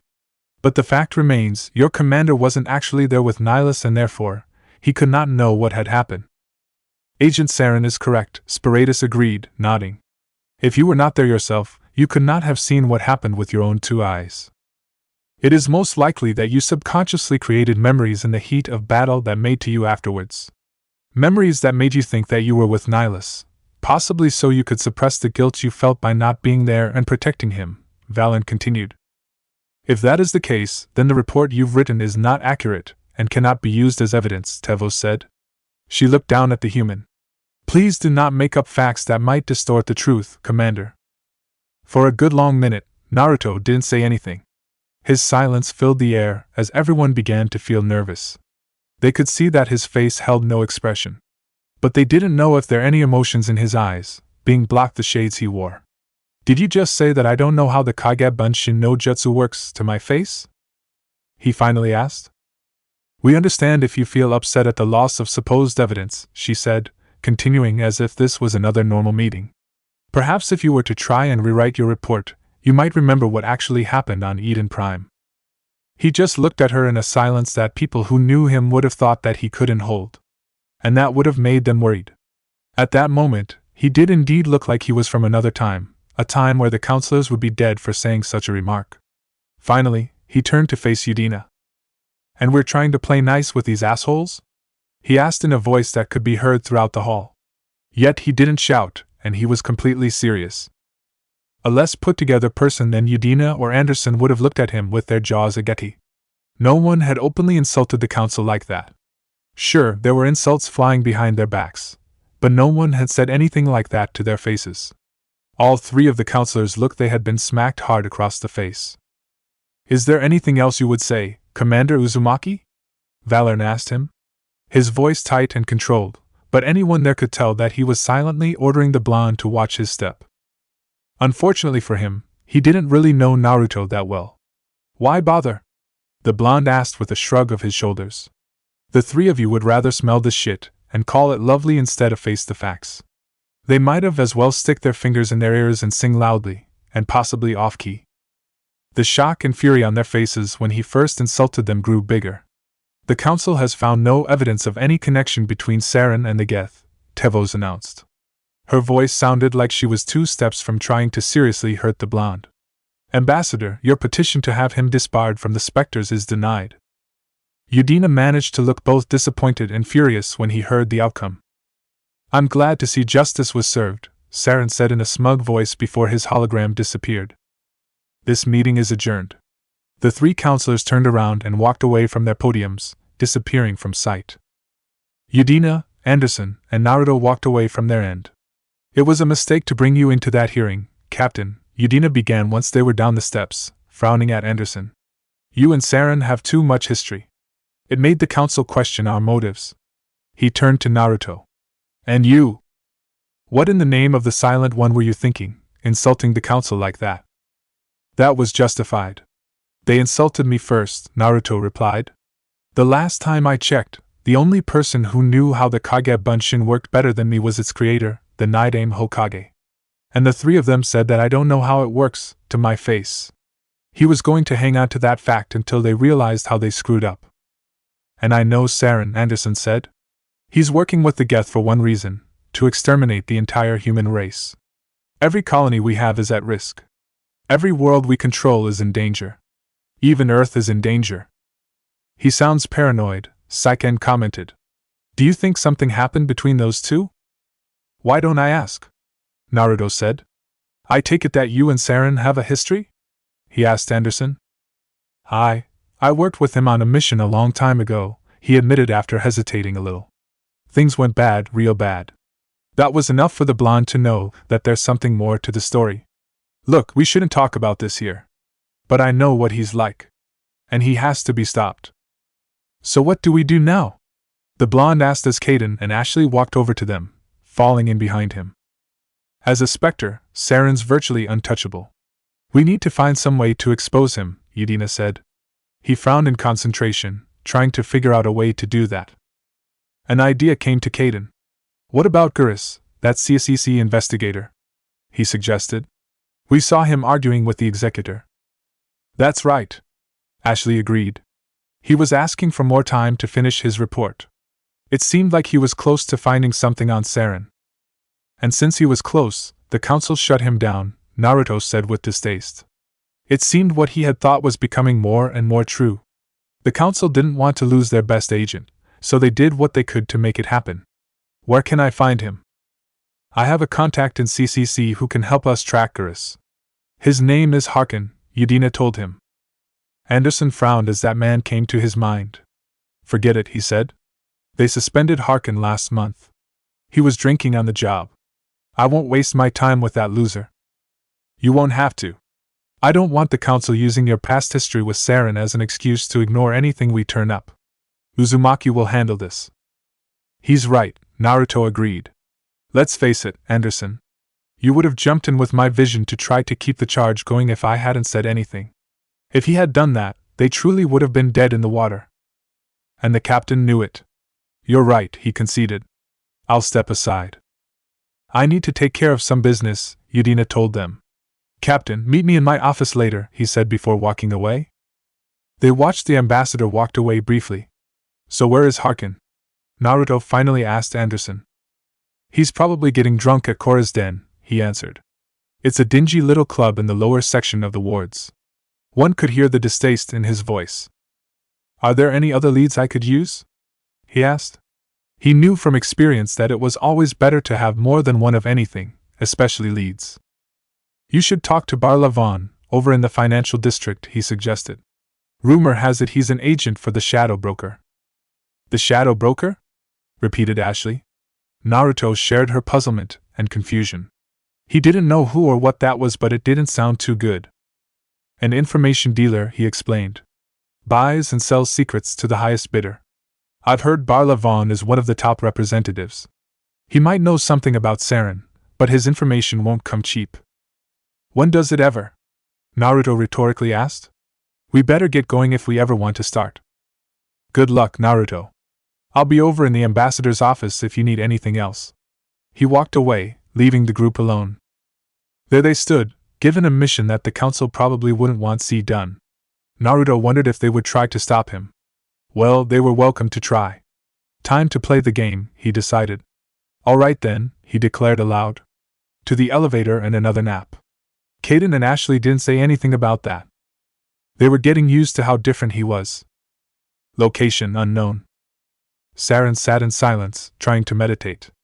In the midst of Sovereign, he oddly felt at peace with the galaxy. He could just sit there, content to wait out the remaining days.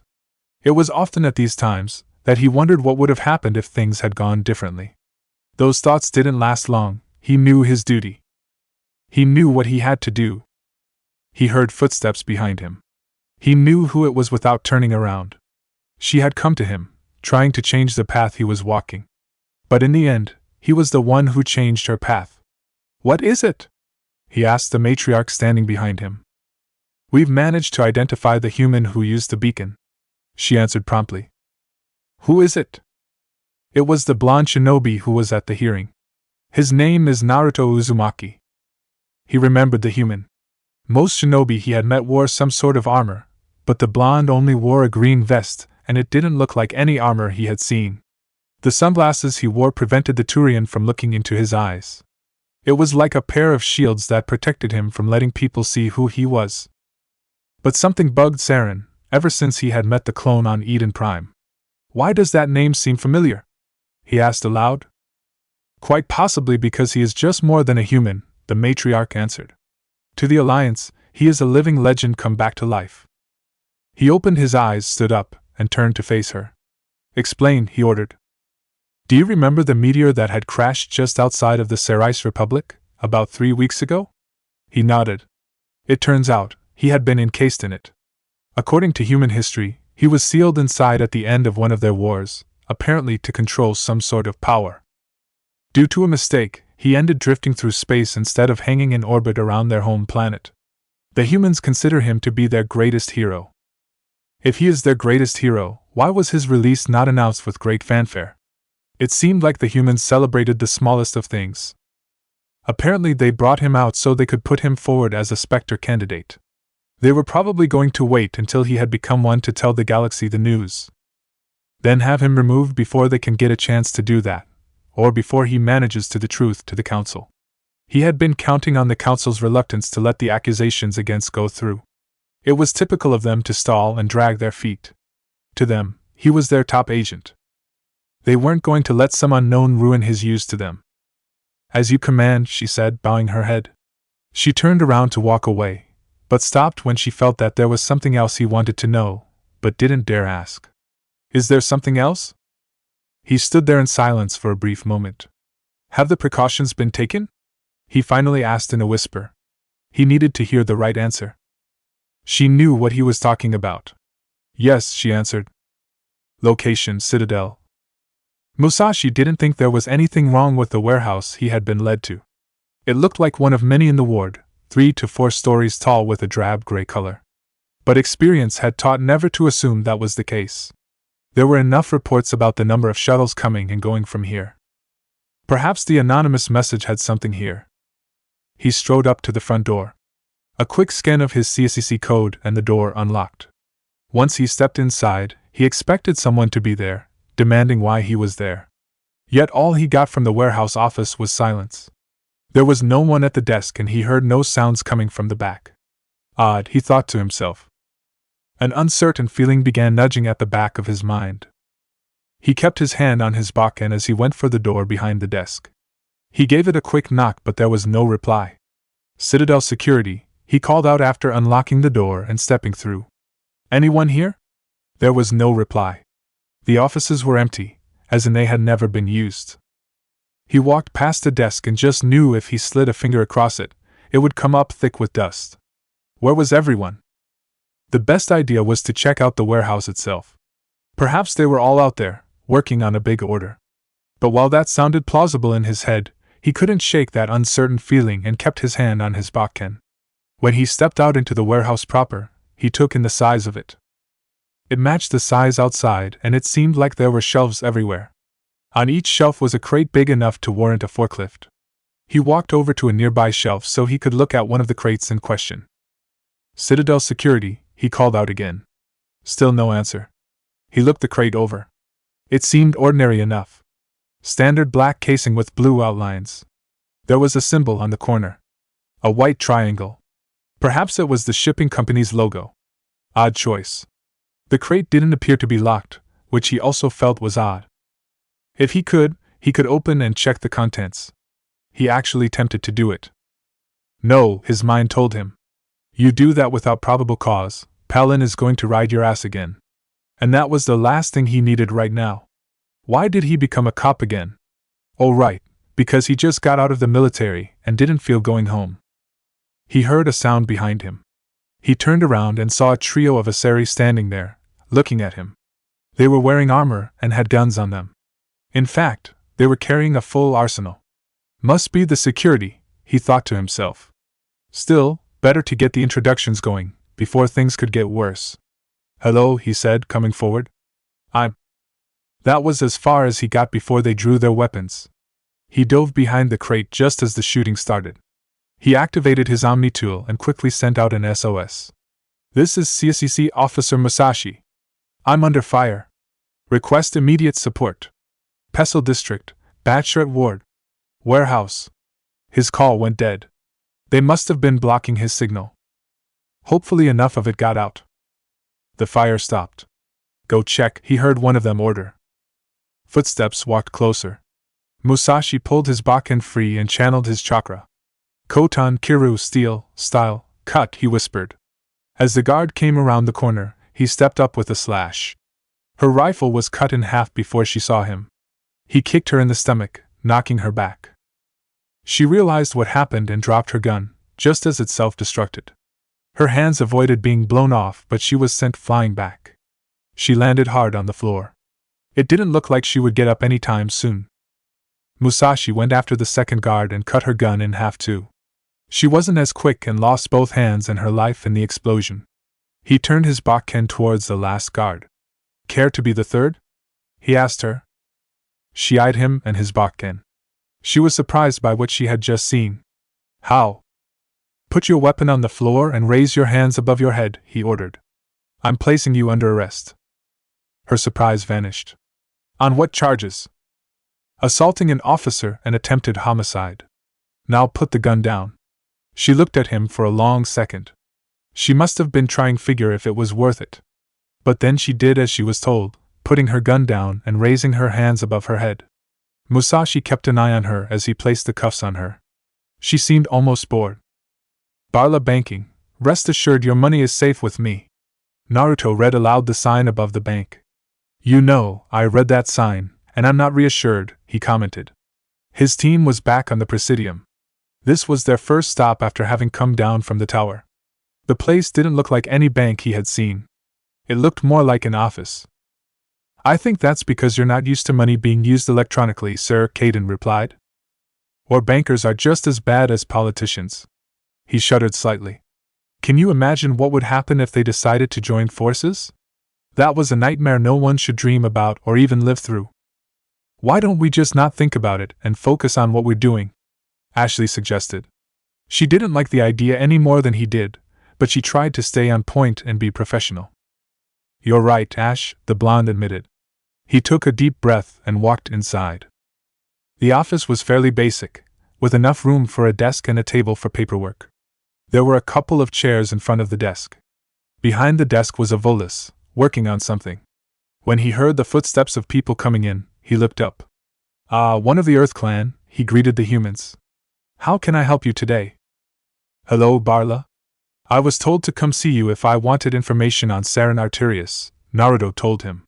When the Volus looked like he was about to speak, which is kinda hard to tell, he raised his hand to stop him.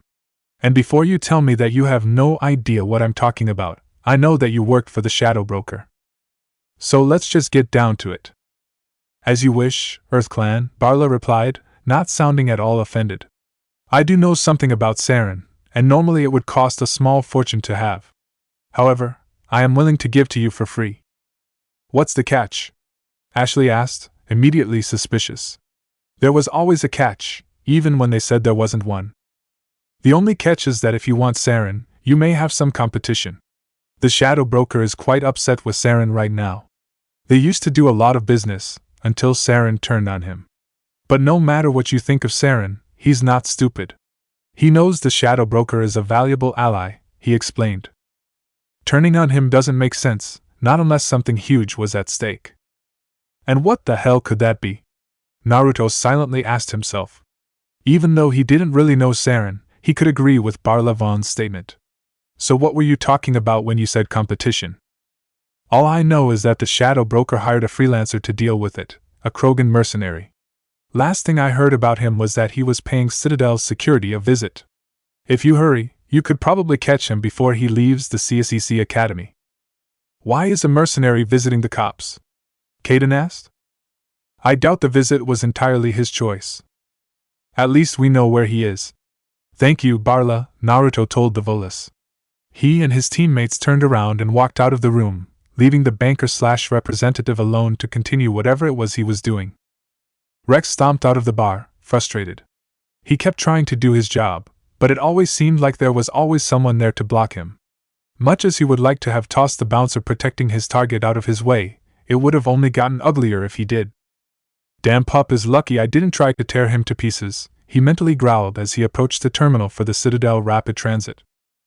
If you're planning to go anywhere other than CCC, Rex, I wouldn't advise it, the voice of a human female told him from behind. He turned around to look at who it was. When he did, he frowned even harder. This wasn't what he wanted right now. Inuzuka, what the hell are you doing here? He demanded. Rin Inuzuka, the first human to join the Citadel security, shrugged her shoulders. We got a call about you making threats again, and since I was here in the area, they sent me down to get you, she told him. That, and Shiramaru was looking forward to another round. She placed her hand on the fur of the giant dog by her side. Whenever Rex looked at that dog, he remembered how he got that scar on his leg. It had been a couple of years back. He had picked a fight in a bar on one of the wards, he wasn't sure which one, only to have an off-duty Rin get in the middle and try to break it up. The other guy instantly backed off, but Rex had been having a bad day. He took a swing at her and because of that, got into a fighting match between a human and her pet dog. By the time CCC had arrived to pull them away from each other, the bar had been pretty much destroyed. Ironically enough, after the whole incident, which included Palin yelling at the two of them, especially when she made the remark about how the bartender could finally remodel the dump, they remained on friendly terms, even had a couple of drinks together. I take it that it'll be faster for the both of us if I just come with you, right? He asked her. What do you think? She asked back. The dog seemed to grin at him. Yeah, that's what he thought. Fine, lead the way. Well, that was refreshing, Naruto remarked with slight sarcasm. They had arrived at the entrance to Korra's den, only to have a couple of assassins try and kill them. What followed was a quick fight that consisted of his team ducking for cover behind a low wall, moving around said wall's corner to catch the assassins unawares, and successfully attacking them. Yeah, we should do it more often, Caden agreed. He was catching on to the blonde's sense of sarcasm. It was a little bit odd at times, but the rest of the time it was funny. Let's stay focused here, shall we? Ashley asked them. She didn't know what was waiting for them on the other side, but if that welcoming party was anything to go by, it's not going to be good. We could be walking into an ambush. I don't think that these were the club's enforcers. Caden looked down at the dead Turian at his feet. I think they were Sarin's men. But they could be inside the club, waiting for us to walk in. Ash has a point, Naruto conceded. Thankfully, I know a way around that. But it's going to require that you guys stay right here. What's the plan, sir? She asked him. Just watch, he replied with a small smirk. The unit was aware of the attack on the target. It didn't interfere because it knew the target could handle it. And its expectations were proven right. There were additional assassins moving towards the club. The unit placed itself in a good position high in the ceiling, the right spot for an ambush.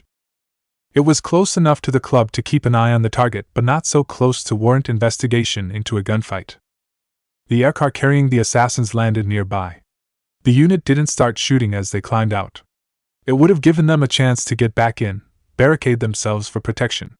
Once they were out of the aircar proper, moving quickly to ambush, it struck. One shot for each. They were dead before they were aware they were being attacked. The unit pulled back the rifle. It checked the target and target's team. They were unharmed and unaware.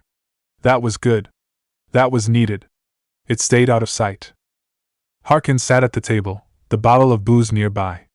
The sound of the club's music pounded over his head, but his focus was elsewhere. He was admiring one of the Asari dancers currently shaking her ass above the bar. She was new to the place, and that made her all the more interesting. He figured when she was off shift, he'd take her to go have some fun nearby. And if she complained, it was his word against hers, and he knew which one CSCC would believe. If Palin and that Inuzuka bitch think I'm regretting my suspension, they're dead wrong, he thought with a small smile, which then turned into scowl. It was always like that when he heard or thought of Rin Inuzuka. He should have been the one who became the first one to join CCC. He was the one who had busted his ass trying to get to where he was. And if he thought that gave him some liberties to do what he wanted, then who had the right to argue about it? But no, they decided to send the little shinobi whore first. He briefly wondered who she had to fuck to get the position. Excuse me? A timid voice asked him. He looked up and saw the most gorgeous human female he had ever seen. She was petite, with long blonde hair done up in twin pigtails. Her blue eyes sparkled with innocence and nervousness. The whisker-like birthmarks on her face didn't disfigure her, it actually made her look hotter. She wore a shirt and a skirt, a little retro, but who was he to complain? It worked, and looked to be in her early 20s. Can I sit down here? She asked him. Sure, sweet cheeks, he told her with a leer. She blushed but moved quickly. So, where are you from? He asked as she sat down, more like collapsed, in the chair. I'm from Earth. Actually, I arrived here on the Citadel today. But I must have gotten lost. I've been trying to find the apartment I rented for the past 4 hours. She stretched her back, making his eyes go straight to her chest. Sweet mother, she's got an amazing rack, he thought lustily. Perhaps I can help you find your apartment? He offered. Are you sure? She asked nervously. I was always told to never trust strangers. Probably from her parents. Did that make her daddy's little girl? That was something to find out. There's no need to worry. I'm with CSEC, he assured her, making her eyes shine with relief. Do you have the address of your apartment? Yeah, give me a minute. She began digging around in the purse at her side. Sorry, but I'm no good with an Omni tool, so I wrote the address down on a piece of paper, she apologized. She pulled out the paper and handed it to him. He looked at the address and knew where she went wrong. Well, I hate to break it to ya, but you're in the wrong ward. What? That can't be right, she protested. Afraid so. This address is in the Zakara ward. She took it and looked it over again. You mean I just spent 4 hours walking around this ward for no reason? Tears began to well up in her eyes. Hey, there's no reason to cry, he told her. Even though he sounded reassuring, he looked at the tears with a mental frown. If there was one thing he hated, it was crying. It's just a quick ride if you take the transit. Just be sure to put the address. Any idiot could do that, even someone fresh off the ship. Thank you, she said with a smile. When he saw that, he couldn't wait to take her to her apartment and have some fun with her. Maybe he could even bring the Asari dancer along too. This would be a night to remember. But I do have one more question. Do you happen to know where a Turian named Gurus Vicarian is? That innocent-sounding question set off the warning bells in his head. Why should I tell you that, sweet cheeks? He asked. Suddenly, he felt the cold hardness of a metal weapon pressed against his inner thigh. How about the fact that you're about 2 seconds from losing what makes you a man? She asked. The nervousness in her voice and the innocence in her eyes were instantly replaced with steel and ice respectively. Suddenly she looked a lot different, more like a solider. Who the hell are you? He demanded in a tightened voice. That doesn't matter. Where is Gurus? Her insistence on the name made him think. Once he remembered what Gurus had been assigned, a shit job if ever he saw one, he knew what this was all about. Oh, I get it, you must be one of Captain Anderson's crew? He got some of his bravado back when he realized this. Poor bastard still trying to bring down Sarin, eh? He grabbed the cup in front of him and drank from it. Hopefully the booze would give him a little more strength. I know where Gurus is. But you have to tell me something first. Did the captain let you in on his big secret? She didn't say anything, so he took that to mean he could continue. The captain used to be a Spectre. He grinned as he put the cup down. Bet you didn't know that, did you? It was all very hush-hush. The first human ever given the honor, and then he blew it. Screwed his mission up so bad they kicked him out. Of course, he blamed Sarin, says the Turian set him up. His grin faltered when he felt the blade press harder against his leg. Did I ask you about Anderson? The woman asked him rhetorically. No, I didn't. I asked you about Gurus Vicarian. His bravado was quickly being overrun by his panic. All right, Gurus was sniffing around Dr. Michelle's office. She runs the med clinic on the other side of the wards. Last time I heard, he was going back there. That's all I needed to know. She withdrew the blade and stood up. Before he could say or do anything, she grabbed him by the head and slammed his face to the table, breaking his nose in the process. Thank you for your time, asshole, she said cheerfully as she let go and began walking away. Enjoy your drink. She sauntered through the club like she had won a fight, drawing more than a few eyes her way. Both Caden and Ashley were still waiting outside the club. Since there was no one who was coming to see if the assassins had been successful, they decided to toss the bodies over the edge of the bridge. The club door opened and the blonde walked out, getting their attention. Well, any luck? Caden asked her. She smiled and disappeared in plume of smoke. It's been over 2,000 years and men still fall for the Oiroke no Jutsu, Naruto remarked with that same smile as he walked out of the smoke. I am a genius. You got the information? The biotic asked. Yep, Gurus is apparently at the med clinic run by a Dr. Michel. I know where that is. Ashley spoke up. That's a couple of levels away from here. At least it's the stairs this time, he noted. We'll have some exercise. He started walking away from the club, letting the music grow quieter. What about Harkin? She asked as she and Caden followed him. She quickly took the lead. From what she had heard from Captain Anderson and from she knew of her commander, he probably would have done something to the so-called loser. He'll be having a very painful reason to go to the bathroom in 3, 2, 1. An agonized scream came from behind them, making both Ashley and Caden wince slightly. But the blonde didn't. He just grinned evilly. In the midst of his mind, 9 Biju were currently laughing their asses off. You must admit, it was funny, the man who sat against the wall remarked. You and I have very different opinions on the definition of funny, the woman replied from across the table. They sat in a spot where they could see the majority of the club, which meant they had a prime view of what happened. Yeah, I forgot you've got a stick up your ass. You have seemed to have forgotten that I can toss you around this place with ease. So mind your tongue. Whatever. Face the facts, we're on babysitting duty. What we're doing is ensuring that he is made Spectre. They were also here to prevent the tribe from getting their hands on him. Ever since he was unsealed, he was a prime target for them. It's still babysitting duty, he grumbled. He was meant for more than this. Naruto could feel that something was wrong as they stood in front of the med clinic. Be ready, guys, he told Ashley and Caden. Something's wrong here. They silently drew their weapons and he readied a kunai. I didn't tell anyone. I swear! The voice of a woman cried out as the door to the med clinic opened. The three of them instantly saw that the woman in question had a gun pressed to her forehead. There was a long counter between them and the thugs. The Turian they had been looking for was crouched down alongside the counter and slowly moving around it, his gun out and ready to use. He didn't notice they had entered. That was smart, Doc, the thug holding the gun to her head said. Now if Gurus comes around, you stay smart. Keep your mouth shut, or we'll. He didn't get any farther than that, mostly due to the fact that the back of his head was sporting was a kunai. The other thugs turned to face him. They were clearly surprised by what just happened. Gurus took advantage of that surprise by springing out from cover and shooting at the other thugs, forcing them back.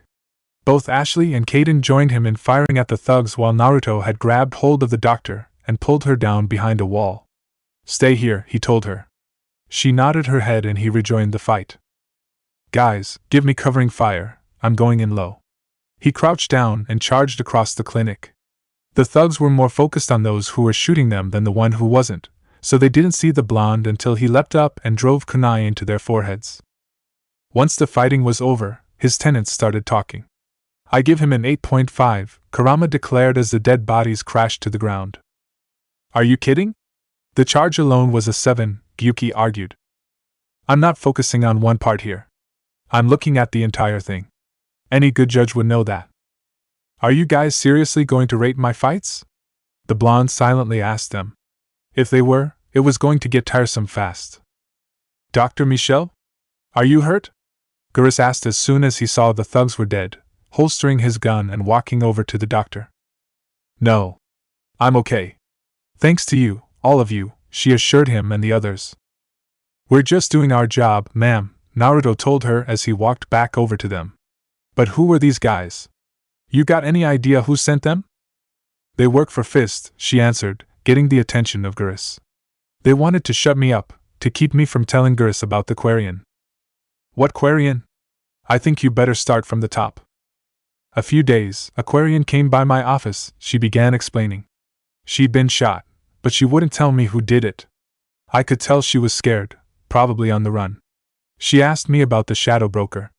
She wanted to trade information for a place to hide. So what did you do? I put her into contact with Fist. He's an agent for the shadow broker. Not anymore, Gurus said in reply.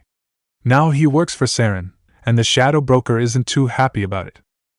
So that's why he hired the Krogan, Naruto mused, thinking about what Barla had told him. Dr. Michel was surprised. Fist betrayed the shadow broker? She asked. That's stupid, even for him. Sarin must have made him quite the offer. That Quarian must have something Sarin wants, Gurus thought aloud. It must have been something worth crossing the shadow broker to get. Yeah, but what would it be? Caden asked, joining the conversation. They were all a bit surprised when the good doctor said Geth. In a moment of remembrance. When everyone looked at her, she explained. The information she was going to trade. She said it had something to do with the Geth. She must be able to link Sarin to the Geth, Gurus realized with an almost savage glee. His case was on the up now. There's no way the council can ignore this. Looks like we know where to go, Naruto said simply. This is your show, Naruto. But I want to bring down Sarin as much as you do, the Turian told him. I'm coming with you. Why? It was the only thing the blonde said. I couldn't find the evidence I needed in my investigation. But I knew what was really going on. Sarin's a traitor to the council, not to mention a complete disgrace to my people. He was passionate as he spoke. That's enough for me. He looked around the place. It was a mess. Instruments were broken and the bodies were still on the ground. We should probably have someone come here to take care of this. I'll put in a call for CCC, Dr. Michel assured him. There's no need to worry. All right then, we'll be off. He turned around and began walking away. Are we going straight to the club, sir? Ashley asked him as she, Caden, and the newest member of his team joined him. No. First, we're going to find that Krogan. Rex stood in the lobby of CCC, bored and annoyed. He was being talked to by a human cop while a couple of Turians stood by with guns in their hands. Their fingers weren't on the triggers, but they were close. He didn't care. Witnesses saw you making threats in Fist's bar, the human said. Stay away from him. I don't take orders from you, he replied shortly. The Turians moved their fingers, going from standby to alert. This is your only warning, Rex, the human tried to threaten him. He wasn't impressed by the threat. You should warn Fist. I will kill him. Do you want me to arrest you? He gave him a very Krogan grin. I want you to try. It would certainly relieve him of his boredom. Before you guys get into a fight that's going to end with you three either being badly hurt or dead, do you mind if I talk to the Krogan here? A blonde-haired human asked as he walked up to the group. The tense air shifted as everyone looked at him. Do I know you, human? Rex asked, looking him over. At first glance, he didn't look like a threat as he stood relaxed with no guns or armor. That would have been enough to fool any run-of-the-mill hired gun. But the Krogan was a veteran, had been for years now. And he knew another veteran when he saw one. This human, even though he was seemingly unharmed, knew how to handle himself. Two other humans stood behind him, along with a Turian who looked somewhat familiar. No, but we have the same common enemy, he said. The shadow broker hired you to take care of Fist, and he has someone I want. Care to team up? Fine, so long as you know that I'm going to kill Fist. The blonde shrugged his shoulders. That's fine by me. Hold it, the human cop told them. I just told you to stay away from Fist, Rex. He frowned. Were they going to harp on that still? You told him to stay away from Fist because he was making threats, the blonde human said. You didn't say anything about staying away because he was actually going to kill Fist. It goes without saying. Not in my books, it doesn't. I'm a shinobi, pal. Either you make the threat, or you do the deed. He turned to face Rex, ignoring the now frustrated cop. So, shall we get going? I like your style, human, he replied with a grin. Lead the way. Now just hang on. The officer would have continued if Rin hadn't placed a hand on his shoulder. Don't bother Ben. They're going to do it, she told him. She had come in just as it looked like Rex was going to walk away. She knew she shouldn't have left Rex alone. Good thing she got back when she did. Why don't you go for a coffee break? You look like you need it. He could see that the situation was out of his hands. Fine, but I'm not going to be blamed for this, Rin, he told her. He walked off, disappearing around a corner. The other two Turians stepped back and stopped paying attention. What are you doing, Inuzuka? Rex asked her. It seemed like her day to come by and supposedly save him. What does it look like? I'm getting your scaly hide out of a potential fire, she replied with a grin before turning to face the blonde. Nice to meet you, I'm Rin Inuzuka, she said. Naruto Uzumaki, he replied. The grin faltered a little, but it still held. You're kidding, right? She hoped it was a joke.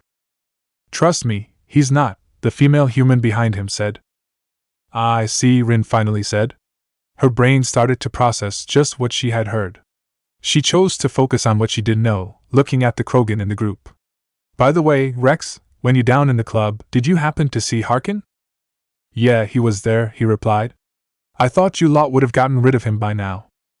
Both she and the dog stifled growls. Believe me, there's nothing I want more than to put a Mjolnir-class shotgun in his mouth and open fire. But the asshole has got enough connections to keep him in CCC, despite Palin and my attempts to get rid of him. She noticed Gersa's small look of amazement. Right, he didn't think highly of their boss nowadays. But then he smiled. Yeah, I remember the last brawl you guys had. Didn't Shiramura take a chunk out of Harkin's ass? He asked her. The dog in question barked once happily, giving them their answer.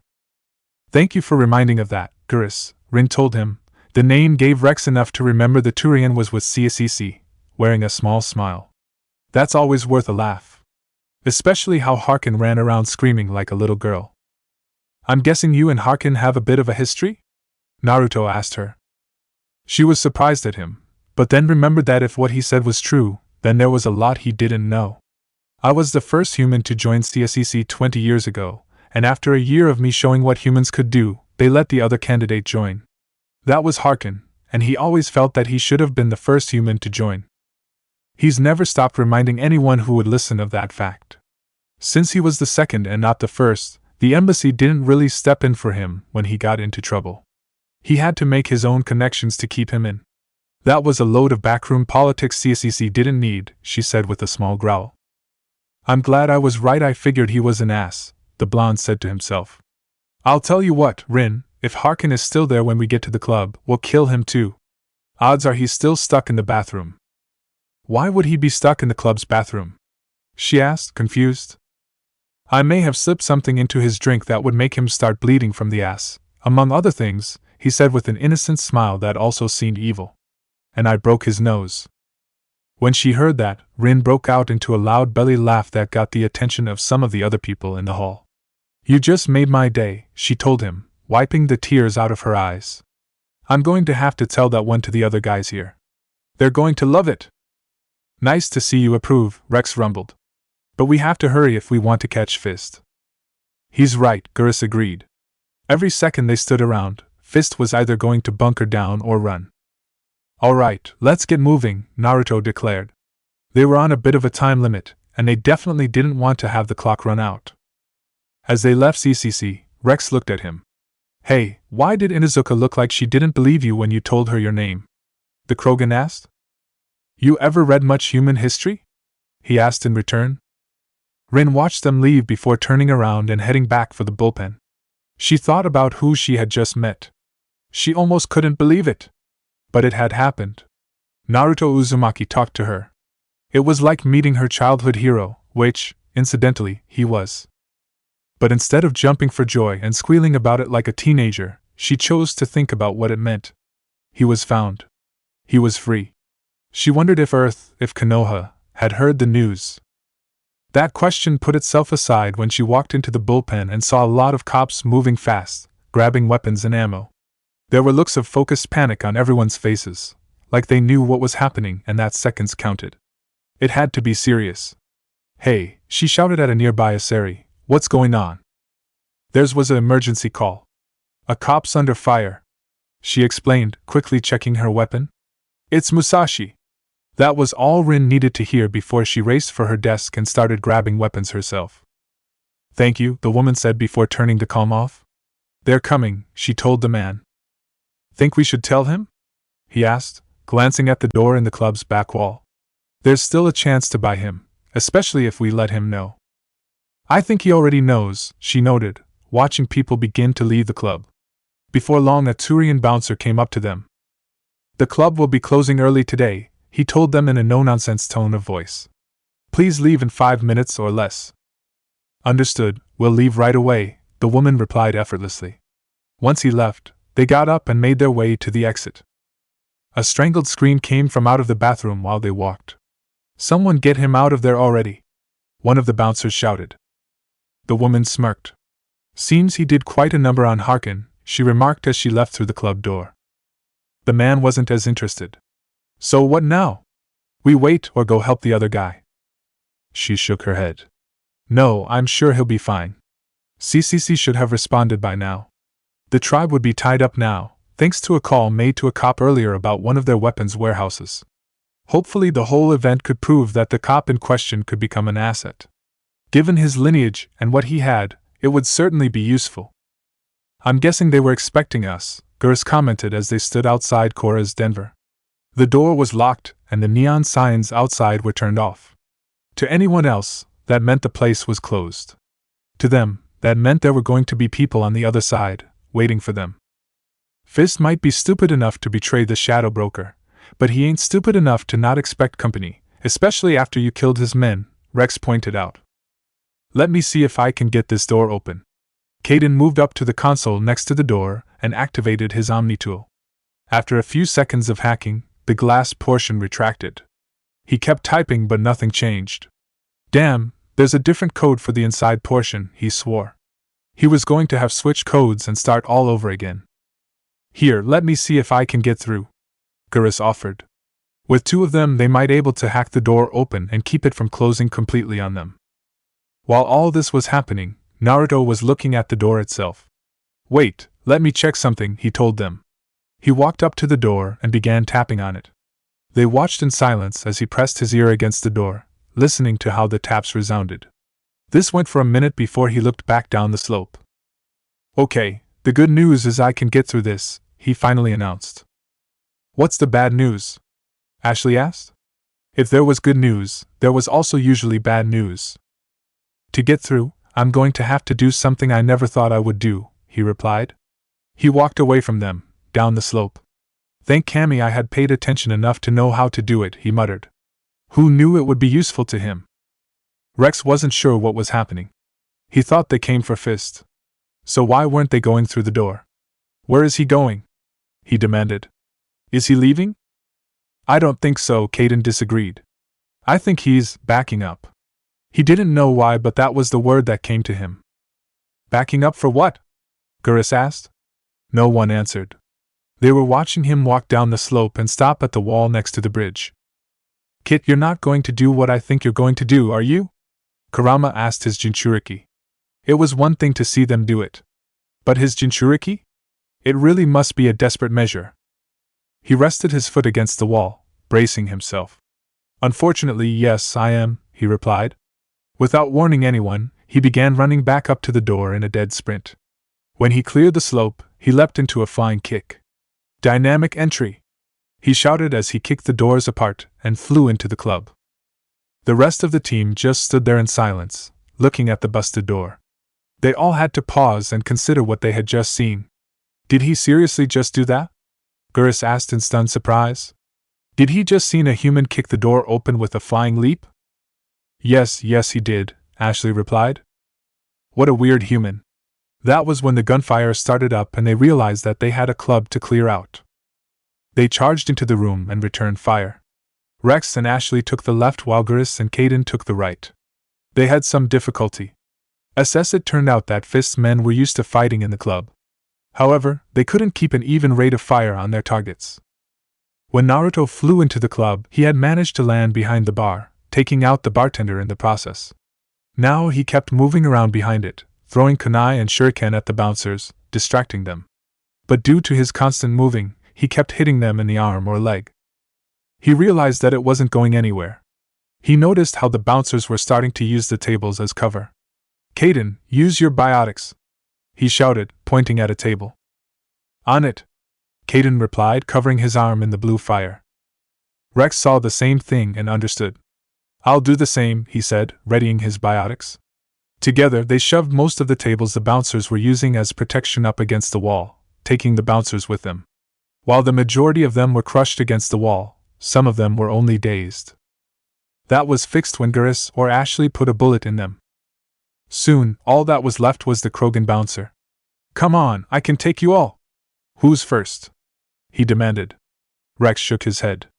The pup was going to into the blood rage. Before anyone could do anything, Naruto leapt out from behind the bar and charged the Krogan, slamming his arm into the Krogan's crest. Lariat, he said in a growl, shoving the dead Krogan into the nearby wall. He had used enough of Kurama's churka that would have made his eyes go red back in the old days to use the move effectively. Everyone stared at the dead Krogan, then at him. The humans knew what that move was, but they almost couldn't believe it. Was that the? Ashley asked, trailing off at the end. You heard me say it, he told her. B taught it to me back during the war. He didn't use it a lot, since he had plenty of other moves that could cause just as much damage. Plus, he was never sure if he got the impact right. Whatever it was damn impressive, Rex told him. Now let's get moving. They moved towards the back, where the door the bouncers had been protecting. It opened as soon as they got close. What the hell? Gurus demanded. Fist locked the front door, but left this unlocked? I guess he didn't expect us to make it out of the initial assault alive, Ashley noted. That's good for us, Naruto said as he walked through the door. Once he was through, he stopped and stared. Oh, you've got to be kidding me, he moaned. We kid you not, the Biju in his head chorused. Standing before him was a human, who couldn't have been older than 15, holding a gun and pointing it at the blonde. Don't take another step. I'll shoot you, I swear. He screamed, his voice breaking. His hands were shaking so badly, the gun looked like it was moving its head back and forth.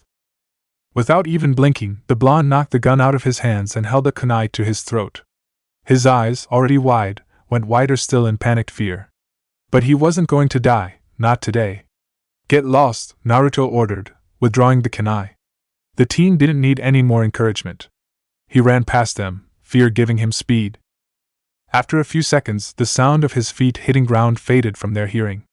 It's one thing to kill a 15-year-old shinobi, Naruto muttered as he walked past the piles of crates that were in the room. It's another to kill a 15-year-old who's just his first job. The rest of the team didn't say anything. As they walked through the next door, they almost walked into a trap. Fist, as well as 2 turrets, were waiting for them in his office and opened fire as soon as they came into sight. Thankfully, they reacted quickly enough and pulled back to cover. Those turrets are going to be a problem, Gurus noted. He saw only a quick glimpse, but he saw the turrets were a liable model. Not for long they won't, Naruto replied. He pulled out 3 shuriken and threw them at the turrets and Fist, flashing through the hand seals. Futon, Shinkajin, wind style, vacuum blade. Wind spewed from his mouth and onto the shuriken, giving them a longer range and a sharper edge.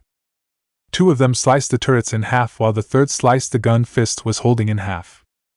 He looked at the half of a gun in his hands in surprise. When he saw them walking forward, he dropped it and raised his hands up in the air. I surrender, he said quickly. The Quarian, where is she? Naruto demanded, folding his arms. It made him look a bit more intimidating. She's not here. I don't know where she is. That's the truth. The words came out of his mouth like he was shoving them out.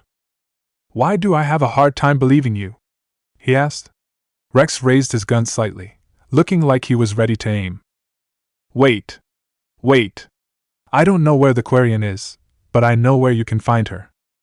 Naruto raised his hand at Rex. The Krogan paused and he looked at Fist. Keep talking. First, promise me that you won't kill me. I promise I won't kill you, he said without blinking. Now where is the Quarian? She's not here. She said she'd only deal with the shadow broker himself. Face to face? Asked Rex with a snort. Impossible. Even I was hired through an agent. Yeah, but she didn't know that no one meets the shadow broker. So I told her I'd set up a meeting, he explained, lowering his hands. He felt a little more relaxed now that he knew he was safe. But when she shows up, it'll be Sarin's men waiting for her. That wasn't good, but Naruto knew that he had to keep his cool during this. Where did you set the meeting up? He demanded, glaring at the man and focusing a small amount of killing intent at him. It was enough. Suddenly Fist knew he shouldn't piss off the man in front of him, lest he do something terrible. Here on the wards. It's in the back alley by the markets.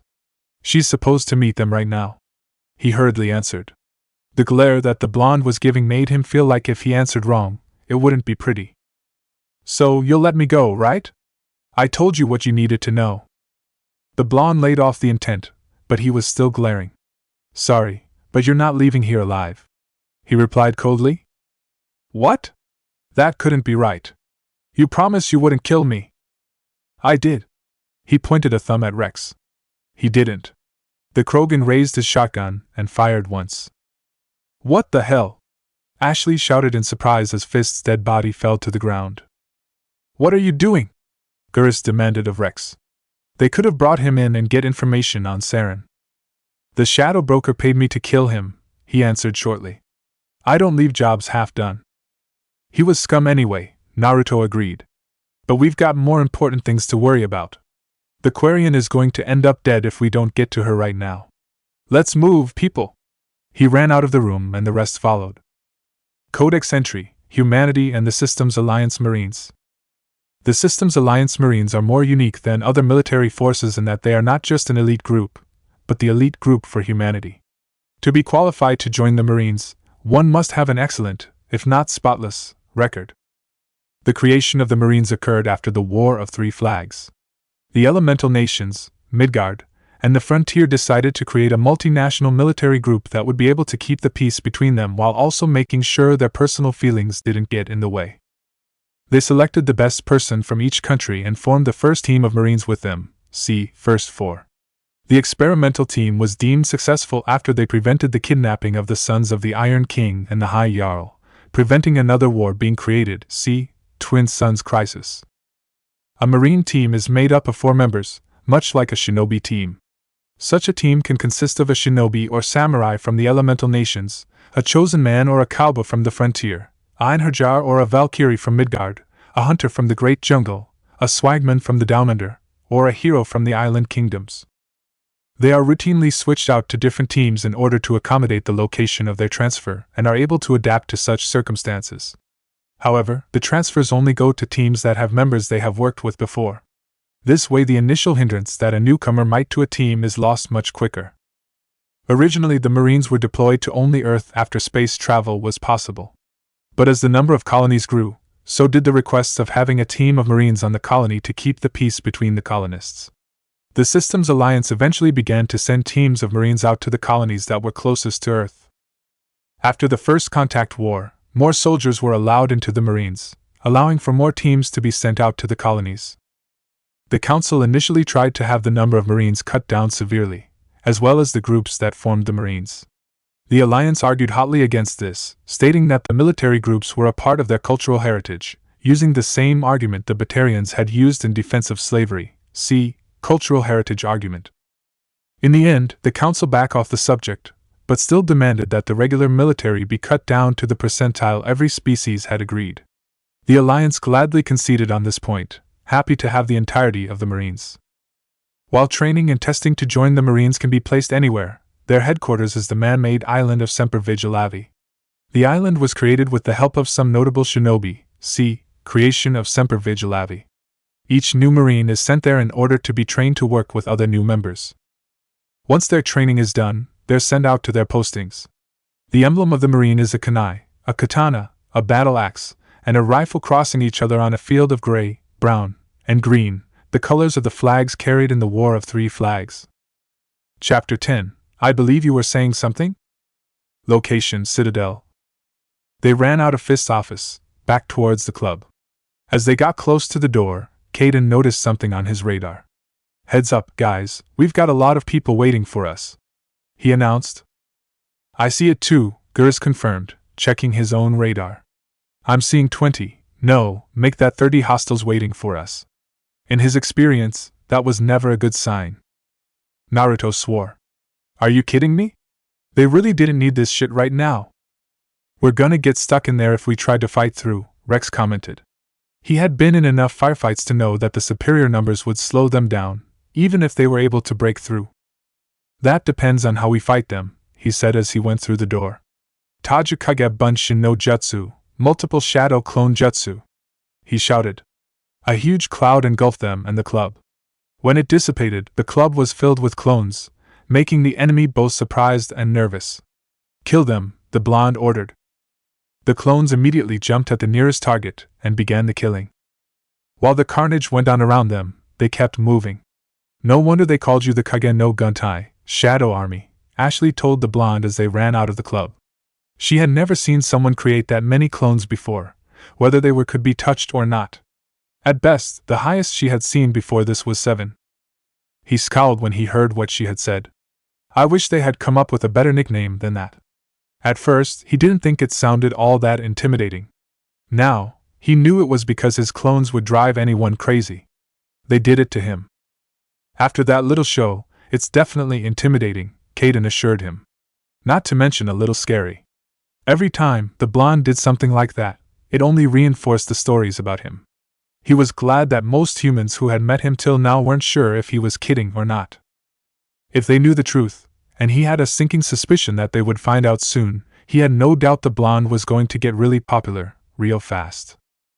Gaki, I think you're forgetting something, Kurama told his Jinchuriki, getting his attention. And what would that be? He asked, impatient. He wasn't sure how much time he had left, and he wasn't going to let that Quarian die. You have no idea where these markets are?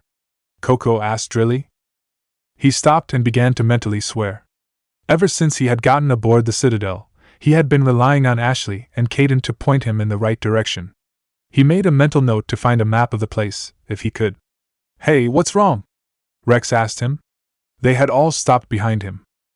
I just realized that I have no freaking clue where to go, he answered in a growl. Someone else want to take the lead here? I know where the spot is supposed to be, Gurus told him. He knew the wards like the back of his hand. Then take the lead. The Turian nodded in acknowledgement and made his way to the front of the group. Once he was in front, they started running again. Tali made her way to the meeting point. She was making her bet with this deal.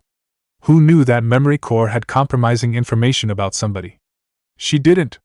If my father was here, he would lecture me until next week, she thought to herself. And I'm pretty sure my mother would be laughing the entire time. But she stopped and remembered her mother wouldn't be laughing. She had died just before Tali went on her pilgrimage. She shook herself out of that. She had to focus. When she got to the spot, a narrow side alley, there was no one there. Nervous, she placed a hand on her skirmisher pistol, feeling reassured by its feel. Just before she had started on her pilgrimage, she had built her pistol from the bottom up. It felt like a part of her. If all guns failed her, she could always relay on her skirmisher. Hey, a voice off to her side said. Turning that direction, she saw a Turian walking towards her. From out of the shadows, she saw a few Solarians and even a human, who looked like he was packing some heavy gear, judging by the armor he wore and weapons he carried, come out. Did you bring it? The Turian asked her, his white markings standing out even under the red light. Where's the shadow broker? She demanded as the Turian came closer. Where's Fist? She had thought that she would be meeting with the shadow broker and Fist would be the one to introduce her.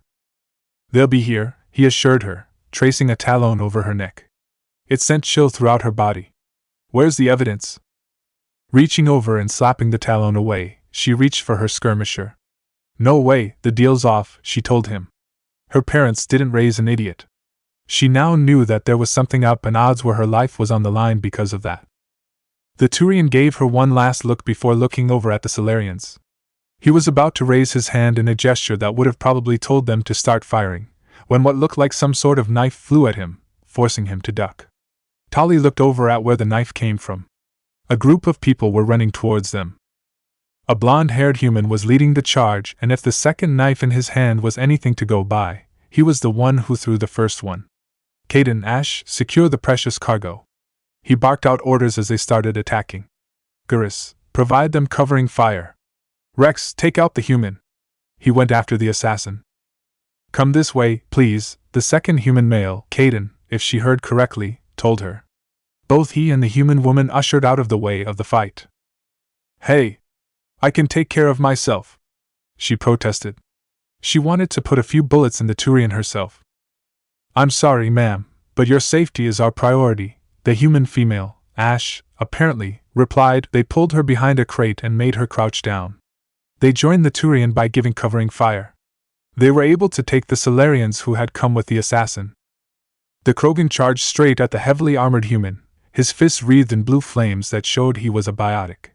Throwing his fist out in a punching motion, he sent the human flying into the wall. As he slumped down to the ground in a daze, Rex pulled out his shotgun and fired once at his head. You should have been faster, the Krogan stated bluntly. He had been expecting a bit more of a fight, considering the human had been carrying an uprising-class LMG. The fight between the blonde human and the Turian assassin had been a rather short one, ending in the blonde's favor. He grabbed the arm that held the gun and twisted, making the Turian drop the gun. He kicked the Turian's leg hard, breaking it in the process, causing the assassin to fall. And finally, he grabbed the Turian by the head and twisted hard, snapping his neck. All in all, it took about 10 seconds. "Is that everyone?" he asked, scanning the area to make there weren't any other enemies. "That's everyone," Rex confirmed, walking back over to him.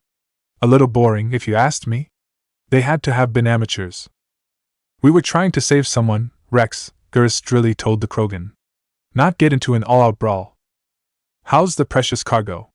the blonde human asked Caden and Ash. "I'm fine," Tali remarked as she stood back up and walked towards him. "And I have a name. It's Tali." She was a little annoyed. She could have handled herself and helped out in the fight. But she couldn't deny the fact that they saved her life, and she was grateful for it. "Jonin Naruto Uzumaki, Systems Alliance," he replied. "I was told that you had information that could prove that the Spectre agent Sarin is a traitor." "Yeah, I've got that information," she answered hesitantly. Her eyes flickered around, trying to make sure she could see them all. "But how do I know you aren't here to kill me as well?" Her hand drifted to her skirmisher. She could probably take out at least 2 of them before the others realized what she had done. "Why would we go to the trouble of saving you from assassins just so we could kill you ourselves?" Rex asked with blatant sarcasm. "Doesn't make sense, especially since Fist had decided to send an Einherjar to make sure you would be dead." He looked back over at the dead human to emphasize his point. "Keela, Fist really did want me dead," she thought in surprise. An Einherjar was someone to be feared in a fight. The popular saying was that if the shinobi were humanity's answer to the Asari commando, then the Einherjar were humanity's answer to the Krogan battlemaster.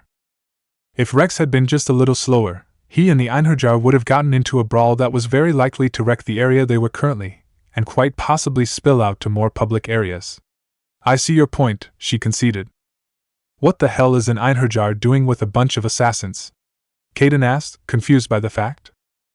"If that emblem on his chest is any sign, I'd say he was a part of the Blood Pack," the Krogan answered, gesturing at the emblem in question. "That would have made him one of the rogue ones, huh?"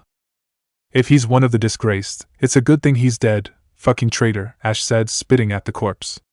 Everyone could hear the contempt in her voice as she scowled at the dead human. "There's no need to insult the dead, Ash," Naruto told him, his tone a little sharp. "Anyway, let's get back to the embassies and show Udina what Tali has to offer." They formed up around her and proceeded to leave the supposed ambush site. The unit watched the target leave. It had arrived just after the fight had finished, so it stayed in the shadows. They didn't need its help. Once they were gone, it stayed in place. Additional threats were inbound. They were going after the target. They were most likely trying to ambush him while he retreated. Once it had their locations, it settled in and waited. The threats came into its range. It fired and the targets died. They looked around, trying to figure out where the shots were coming from. It kept firing, making sure to take out those who looked like they were about to figure it out. When it was done shooting, the bodies were littered all across the ground. The target was far away from now. It put the rifle away. Time to relocate. It would be gone before CSCC arrived at the scene. When he read the latest reports from his Omni-tool in his office, Udina turned to Anderson and gave him the evil eye.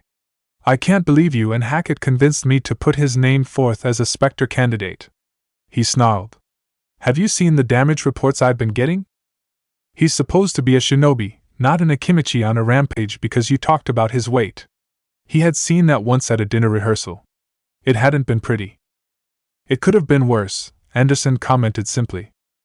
He would have blown up over that comment had the door to the office not open, letting Naruto and his group walk in. "Yo, we're back," the blonde greeted casually with a wave of his hand. "And I've got what we need to prove Sarin is a traitor and is linked to the Geth," he added when he saw the angry look on the ambassador's face.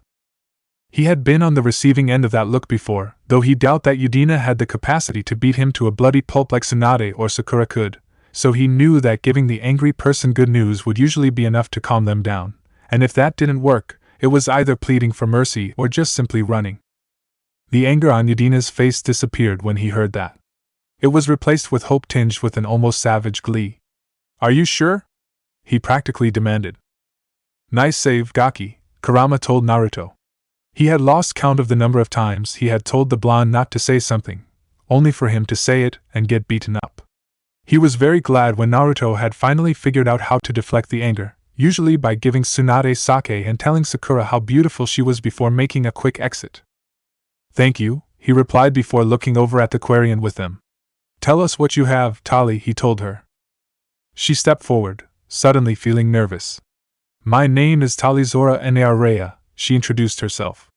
When I left the migrant fleet on my pilgrimage, I heard rumors of Geth. I was curious about them, since my people created them. So I tracked a patrol of Geth to an uncharted world and waited for one of them to become separate from its unit. Then I disabled it and removed its memory core. Correct me if I'm wrong, ma'am, Anderson said to her. But don't the Geth fry their memory core when they die? It's a defense mechanism, right? You would be correct, sir, she told him. But please remember that my people created the Geth. If I'm quick, careful, and lucky, small caches of data can be saved sometimes. She lifted her arm, activating her Omni tool. Most of the core was wiped clean. But I managed to salvage something from the audio banks. She opened up the audio file. Eden Prime will be a major victory for us. Sarin's voice rang out, filling the room with his voice. The beacon will bring us one step closer to finding the conduit. That's Sarin's voice, Anderson said with an almost savage glee. This proves he was involved in the attack. Hang on, that's not all, Tali told him. Sarin wasn't working alone. She tapped some buttons on her Omni tool, letting the file continue. Sarin spoke again. But when he was done, someone else spoke. And one step closer to the return of the Reapers, a female voice said to Sarin. But what if the Council finds out? I have no doubt that if they find out, all I would have to do is say I'm innocent and they'll protect their precious top Spectre without hesitation. They are quite predictable when it comes to things like that. How true that is, she agreed with a mocking laugh. As the file ended, they looked at her and then at each other. I don't recognize that other voice, the one talking about the Reapers, Udina admitted. He had met many people during his time as an ambassador, and he had a knack for remembering how someone spoke. So when he said he didn't recognize the voice, he also meant he didn't know who it was. What about the Reapers? Naruto asked. Was that an alien species I missed? Just how many species were out there in the galaxy? I don't think so, Isabu answered, looking over the memories of what he had read. You read about every species that the galaxy knows about. And I'm not seeing anything in here about Reapers. From what I could get out of the memory core, the Reapers were a hyper-advanced machine race that existed 50,000 years ago, Tali explained to him. The Geth believed that the Protheans were hunted to total extinction by the Reapers. Once they were done, they vanished. It sounds a little hard to believe, Udina told her, not convinced. Well, apparently, the Geth revered the Reapers as the pinnacle of non-organic life, you could say almost like gods. And they believe that Sarin knows how to bring them back. You know, that might explain what the beacon tried to shove into my head, Naruto said, getting everyone's attention. Perhaps it was trying to show me how the Reapers were killing the Protheans. All I know is that the Council will just love this, the ambassador said heavily, rubbing his forehead like he was trying to get rid of a headache. He was going to get one from what came next. Anderson saw it differently. What's important is that those audio files prove that Sarin is a traitor, he said. They could all see the satisfaction of being proven right on his face. The Council can't try to protect him after hearing that. The captain is right, he agreed. We need to present this evidence to the Council right away. What about the Quarian? Ashley asked. She hadn't meant to sound offensive, but Tali took it like that. My name is Tali, she snapped at the human. And I can help you, sir, she told Naruto, looking at him. Even though he couldn't see her eyes properly, he could tell that they were staring straight at him. Are you any good with that pistol? He asked, looking down at the gun she carried. I'm a decent shot, she admitted. You would have seen that if you had let me fight back in the alley. He had heard a lot of things like that back during the war. Some were true, but many fell short. And what happens if you lose the pistol? I took the required self-defense class in the migrant fleet before leaving on my pilgrimage, so I know how to take care of myself. But have you done anything that involved military training? She paused, thinking the question over. No, I haven't, she finally admitted. I see. He was silent for a few long seconds. Is there anything else you have to offer? Just because you're a supposed decent shot, and you know some self-defense moves doesn't mean I'm letting you join my team. I'm good with tech, she stated proudly. If there was one thing she could be proud of, it would be that. And I suppose to know that how? The fact that I could pull the memory core out of a guess should prove that I'm good with tech, she told him, a little insulted that he didn't believe her. And how am I supposed to know you actually did that? He asked, making her stiffen slightly. He needed a demonstration. If you're good with tech, then prove it. Fine, I will. She walked over to the computer the ambassador had been using ever since he had the office. I take it that this computer has some good security to prevent hacking? She asked Udina. Of course it does, he replied. What exactly are you? He never finished his question as the Quarian began typing at a rapid pace. It almost looked like her fingers were dancing across the keyboard. Actually, it had some good security to prevent hacking, she told him as she began looking through what the computer had. For the record, you might want to change your password to something a lot harder than the place you were born. He fought to keep the redness off his face, especially when everyone could see him. Thank you, now get off of that, he ordered her. She did so, turning off the computer as she walked back around to the group. And that's not all, she told Naruto. I can hack into an enemy's Omni-tool and send them a virus that'll shut off their shields. I can get past any door that has a code and into any computer that has a password. You saw how I could do that last one, she added a bit smugly. Oh, I like her, Chome said from inside Naruto's head. She kinda reminds me of Fu. Ignoring the Biju, the blonde looked at the Quarian. Alright, I'm convinced, he told her. He could someone like her, especially when he was still trying to figure out the modern gadgets. Congratulations, you're on the team. Thank you. You won't regret it, she told him happily. I hope not, he replied, albeit with a smile. So what do we do now? He asked Udina and Anderson. Both Anderson and I will go ahead to get things ready with the council, Udina answered his question. So that would get things rolling. Now he could focus on something that had been bugging him. Before you do that, I want to ask you and the captain something. He looked back at his group. Could you guys give us a minute? Sure. It's no problem, Caden told him. They all walked out of the room. And don't try to listen in, he shouted at them as the door closed behind him. Udina rolled his eyes and Anderson smiled slightly at that. What is it you want to know, Naruto? He asked the blonde. He turned and they saw his face look determined. How much did the Systems Alliance lie when they gave the council that detailed explanation? He asked, using air quotes to emphasize his point. They didn't look at each other, keeping their eyes on him. What do you mean by that, Commander Uzumaki? Udina demanded, his tone guarded. I'm not as big of an idiot as I once was, Ambassador, he replied, crossing his arms with a scowl. As I said before, the only one who knew how the Kage Bunshin no Jutsu works better than me was the Night Aim Hokage. Both he and I knew that the memory passing ability was an important part of the Jutsu, and yet, the Council doesn't know this. So, I believe that the Alliance lied to them, and that wasn't the only Jutsu the Alliance lied about. He stared them both down, daring them to say otherwise. Both Anderson and Udina considered saying otherwise, but the look they were getting advised it wasn't a good idea. You would be correct in thinking the Alliance lied to the Council about some of the details concerning our Jutsu. But we felt justified, the ambassador explained to him. They attacked us for accidentally breaking one of their laws, and when peace was reached, they ordered us to tell them everything about the Jutsu we used. We weren't going to spill all of our secrets to them after what had happened. So, we just gave them the basic details of most of the Jutsu and left out the more powerful ones. The blonde lost the look. Thank Kami for that, he replied with a grin.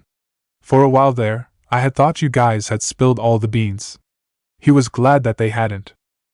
If the Council and the rest of the galaxy didn't know about the more powerful Jutsu, like the Mangekyo Sharingan, it wouldn't give them further incentive to try and figure out how Churka works.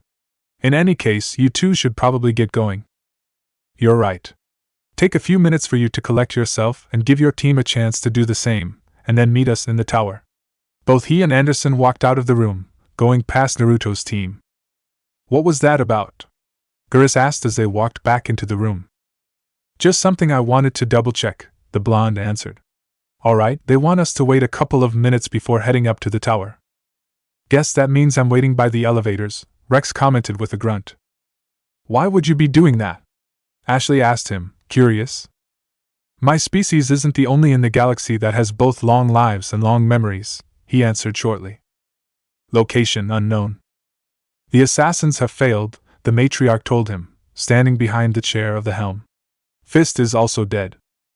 So the humans now have the information, Sarin said. It wasn't a question, since they both knew the answer to it. Yes. He fell silent. He had a feeling it would come to this. Anderson was never one to give up on finding dirt on him, especially when it was real. He could always count on the council to make sure he stayed in the clear. But he had a feeling that was going to end quite soon. We might as well watch the show, he finally said, standing up from the chair. Location Citadel. Musashi, Palin said with a growl, glaring at the human standing on the other side of his desk. Are you trying to get fired? I called you in this morning for your antics yesterday, and now this. Why did he have to make it sound like it was his fault? It wasn't. I did my job, he replied, clenching his hand over his Bakken's hilt. He saw the move and frowned in response. You caused a firefight in a warehouse. I didn't start it. What did? The warehouse security team. He almost couldn't believe him. A simple warehouse security team forced you to call for backup, which turned into a siege of the warehouse. If that whole event didn't get on the news, he would count himself lucky. Musashi folded his arms against his chest. There was nothing simple about that team. The kind of firepower they were packing belonged to a military group, a good one. The Turian stifled a frustrated snarl. It wouldn't have gotten him anywhere. All right, start at the beginning, he ordered. He did just that. He told his boss about the call, about how it was strange and short, and it directed him to the warehouse. When he got to the warehouse, he announced himself, but there was no one in the offices. It was the same in the warehouse. When he did meet up with the security, he introduced himself as CCC, only to have them open fire. And even though he knocked out two and arrested the last, more showed and started shooting at him, forcing him to drag his arrestee to cover and return fire, leading to a stalemate that turned into chaos when his backup arrived. The cameras in the warehouse will attest to everything that happened, he finished up. Palin looked at him for a second before sitting back down in his chair. The records have vanished, he said. Musashi couldn't have heard that right. What? They're gone. His boss nodded. A warehouse's security cameras have been wiped clean. Yes, they have. His computer pinged, signaling he got a message. He read and swore underneath his breath. You must be joking, he said, loud enough for the human to hear him. That guard you arrested? She's being released. What? Why? He demanded. Orders from higher up. She'll be free to go. On what grounds? Immunity and unlawful arrest, he read off the message. Unlawful arrest? What kind of bullshit was that? They opened fire on me first. He had done everything by the book when he went into that warehouse. How could that be unlawful arrest? That's what you say, Musashi, Palin told him, taking his eyes off the computer. But with no evidence to support it, I can't agree with it. I have to release her. He scowled. This is bullshit. It was complete and utter bullshit. The Turian scowled back and pointed what seemed like an accusing finger at him. If you think there's evidence, Musashi, then go and find it. Otherwise my hands are tied here. He didn't like this any more than his subordinate did, but that didn't mean he was going to stand there and take criticism for doing his job. Fine, I'll do just that. He folded his arms and looked Palin in the eyes, daring him to refuse. Am I dismissed? Palin waved him off. Go and do your job, Musashi, he told him. But do it by the book. He turned around and headed for the door. I'll do the best I can. That's not what I said. He pretended not to hear that as he left the office and made his way back down to his desk. There were eyes on him as he sat down. Everyone there had been involved in the warehouse siege. They were probably waiting to hear the news. Rin came over with Shiramaru. Well? She asked, leaning against his desk. I'm not fired, he said. She smiled. Well, that's good. It's the only good news I've got.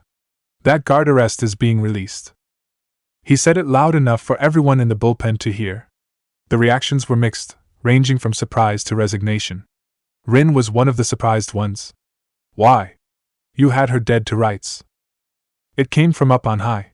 And there's no evidence to prove what happened to me. The evidence is gone. How could it be gone? Apparently, there weren't any camera recordings. He scowled at his computer. They're just gone. Jacobus, one of the senior detectives there, was walking by when he heard that. Welcome to Citadel politics, he told them both. If that guard was released, that only means the council wants her out. No use trying to figure out why. Rin eyed the Turian. Sounds like you've been through that before. He nodded briefly before looking at Musashi. My advice to you? Drop it. It's not worth wasting the time and effort to go after them. That wasn't Musashi. He might have been shanghaied into this mess. Another thing he was going to have to look at was that mysterious call, but he was in it now. Can't do that, Jacobus, he told him. I warned you. That was all he could do. While he walked away, Rin looked at Musashi. You need some help? She asked him. He considered it for a moment. Rin was a good partner when they worked together on cases. But those were normal cases. He had a feeling that he was about to plunge into was something not normal. Still, it wouldn't be smart to just dismiss her. Not right now, he said. I'll give you a call. I'll take that. I hoped you would. He felt a nose press against his hand. Rin, would you mind telling Shiramaru that I'm not going to give him treats? He asked without even looking down at his hand. The hound always did that. I would, she said with an amused look. But after I warned you the first time, I don't think I should. She always told people she was not responsible for how Shiramaru reacted when given treats. He frowned good-naturedly. Get him away, I gotta work. She did that, leading Shiramaru back to her own desk. As he looked at his computer, he got serious. Now it was time to figure out what the hell happened.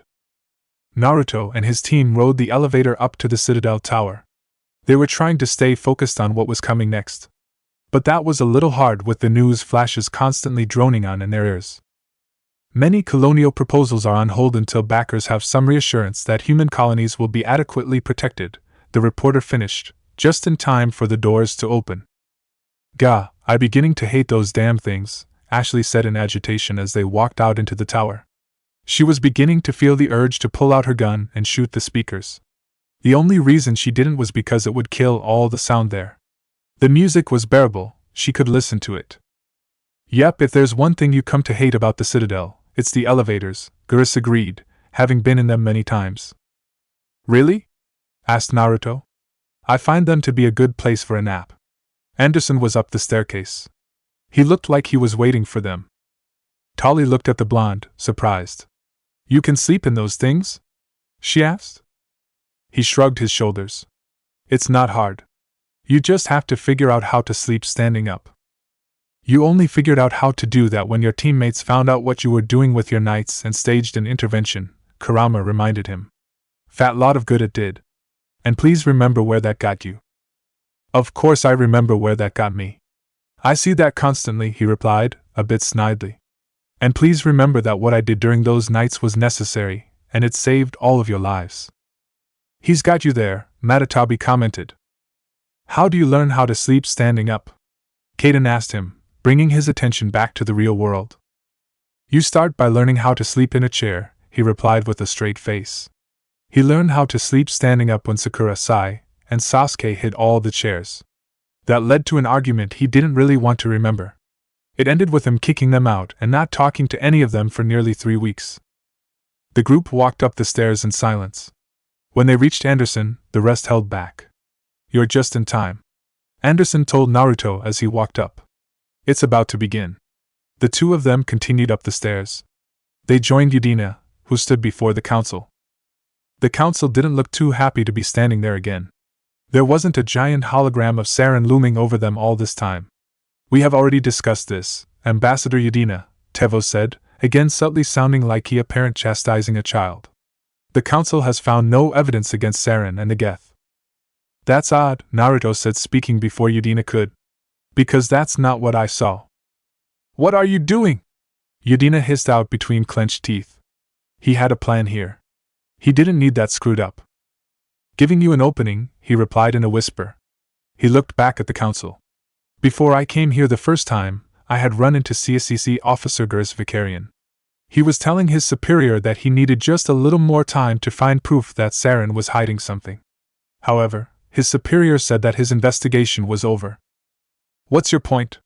Spectre asked, both a little impatient and annoyed. The last time this particular human had spoken, they had all but torn his evidence to shreds. In response, he insulted and mocked them. My point is that the time it took the Normandy to get from Eden Prime to the Citadel was relatively short. The ambassador here put in the petition that Sarin removed from the Spectres probably as soon as he heard from Captain Anderson about what happened on Eden Prime. In response, you handed down the orders to have someone in CCC to investigate Sarin. But then when Udina asked for a hearing, you agreed and gave the time of the hearing to all who needed to know. Within the very same day you had a CCC officer try to investigate your top Spectre, he told them, keeping a steady tone and a calm expression. Are you implying something, Commander? Valorn asked him. What he is implying is that you gave a token gesture to investigating Sarin, only to stop it, sweep it under the rug, and say that they couldn't find anything, Udina said with a vicious gleam in his eyes, having caught the opening he was given. Had you actually tried to give CCC time to investigate Sarin, you would have set the hearing at a later date. Instead, you told the officer in charge of the investigation that it was over and hoped that he would listen to you. Thank Kami that Officer Gurus is a stubborn son of a bitch, and stayed on the case like an Inuzuka and his hound on the hunt, Naruto commented. He looked up at the council. So tell me, do you play cover-up for all your Spectres, or is Sarin just special? He asked with enough fake innocence to be making fun of them as well as enough seriousness to be accusing them. Tevos noticed people around were starting to take notice of the meeting. Are you implying that we stopped the CSCC investigation just so we could prove Sarin's innocence? She asked him. I'm not implying. I'm stating, he bluntly told her. You see, after our last meeting, my team and I decided to go look for Gurus to see what he had found out about Sarin. After tracking him to Dr. Michelle's clinic and saving the doctor from a couple of thugs who had come to threaten her, we discovered that she had patched up a Quarian named Tali who had information. Information she wanted to sell to the shadow broker. Only it turned out that the agent she had talked to, Fist, was now working for Sarin and set her up to walk into an ambush. After my team had stopped the execution, we escorted Ms. Tali back to the embassy, where she revealed that the information that nearly cost her life had been pulled from a Geth memory core. Udina tapped a few buttons on the podium next to him. Eden Prime will be a major victory for us. The beacon will bring us one step closer to finding the conduit, Sarin's voice announced to all those who heard it. And one step closer to the return of the Reapers, the female voice agreed with him. But what if the council finds out? I have no doubt that if they find out, all I would have to do is say I'm innocent and they'll protect their precious top Spectre without hesitation. They are quite predictable when it comes to things like that. How true that is. You wanted proof, Udina said with a smug and satisfied smirk. There it is. Tevos, who had worn a gentle and placating, if not subtly condescending, smile, was shaken by what she had heard, making her lose the smile. She, Valorn, and Sparatus had defended Sarin because they had honestly thought he was innocent, and he had expected them to do just that. He had used them. Looking at her two fellow counselors, Valorn couldn't hide the expression of surprise and anger from her. Sparatus, however, was much easier to read. The Turian quivered in anger, and it honestly looked like he wanted to tear either something or someone to pieces. This evidence is irrefutable, Ambassador, he said, keeping his voice tight and controlled. Sarin will be stripped of his Spectre status, and will be hunted down. I recognize the other voice, the one speaking was Sarin, Tevos admitted, swinging the attention back to her. It was Matriarch Benezia. If it really was her, they could have been even more wrong about Sarin. That is not good, Valorn admitted, realizing what that could mean. For those of us who don't know every single important person out there, who is Benezia? Naruto asked them. He knew what a matriarch was. He just didn't know who this one was. She is a powerful biotic and she has many followers, Tevos explained. She will make a formidable ally for Sarin. That might have been putting it mildly, if she had to be honest. She had been a student of Benezia for a time when she was younger, and she had felt awed by the woman. A part of her still did. Oh, that's going to be fun, Shikaka said with a snigger. No, not really, the blonde replied. While he had fought Asari enemies before, they were only commandos and he was able to catch them off guard. But he had a funny feeling that if he ever ran into this Benizia, it would not be by accident. I'm more interested in the Reapers, Valen said. What do you know about them? He asked the humans. Only what we learned from the Geth memory core, Anderson answered. They were a race of machines which hunted the Protheans to the death before vanishing. Also, the Geth seemed to think that Sarin can bring them back. Not to mention the fact that they worship the Reapers like they were gods, Naruto added. Sarin might have attacked Eden Prime to find the conduit. We think that might be the key to be bringing the Reapers back, he finished. Do we even know what this conduit is? The Salarian counselor asked them. It sounded important to Sarin, which meant it should be important to them. If we did, would we be having this part of the conversation? Naruto asked back, rolling his eyes behind his shades. Sarin's going after it. That's incentive enough to know it's bad. Sparatus, who had been silent up to this point, fuming with restrained anger, blew his proverbial top. Do you realize what you're saying? He demanded. Sarin is trying to bring back a race of machines that wipe us all out. That's crazy. Where did the Reapers go? Why did they vanish? How come we've found no trace of their existence? If they were real, we would have found something. Has he considered the idea that they haven't looked hard enough? Gyuki asked. I think it's more along the lines of they didn't know what to look for, Saiken disagreed. Or they just ignored those who had found something and called them crazy, Kurama commented. Kami knows that had happened plenty of times before their Jinchuriki had been sealed away. Can you lot have this debate later? Naruto asked them. He was trying to focus on the meeting and them chatting in his head wasn't helping. Tevos glanced at her fellow counselor. Usually he kept a good grip on his emotions. His outburst showed how much Sarin's betrayal got to him. I think we can all agree that Sarin has betrayed us, she said, placating him and convincing their audience. We can also agree that he's using the Geth to look for the conduit, but we don't know why he's doing it.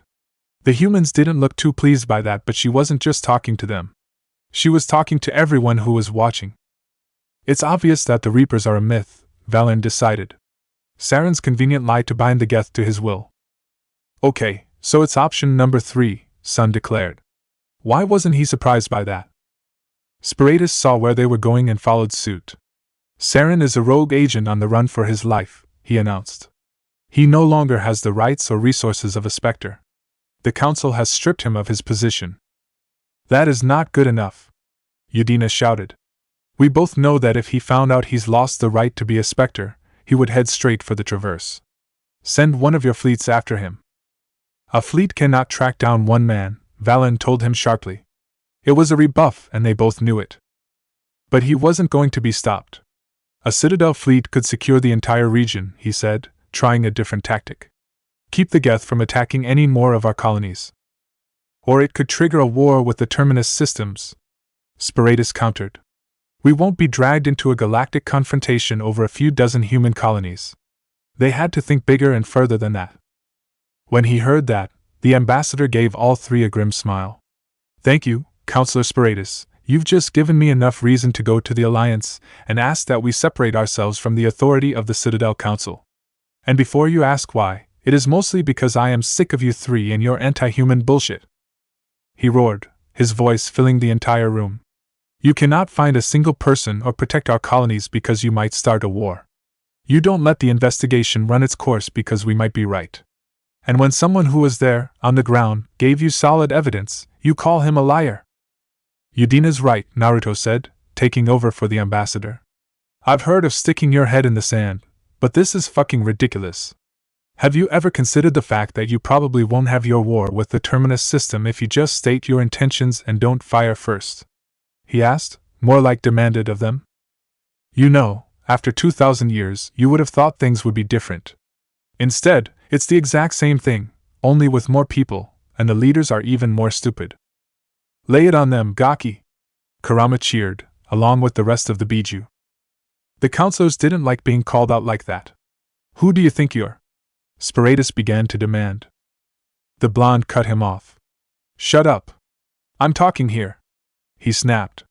Didn't your parents teach to be respectful of your betters and elders? I may not be the former, but I am definitely the latter.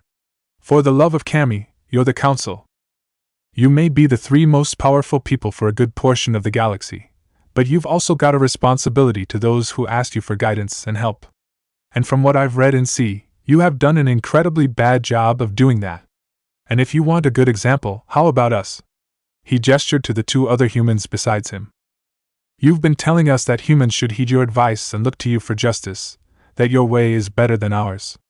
And when we try to do as you suggested, to try and do it your way, you blow us off. You think of how you can protect one person when you should have brought him to justice for what he did.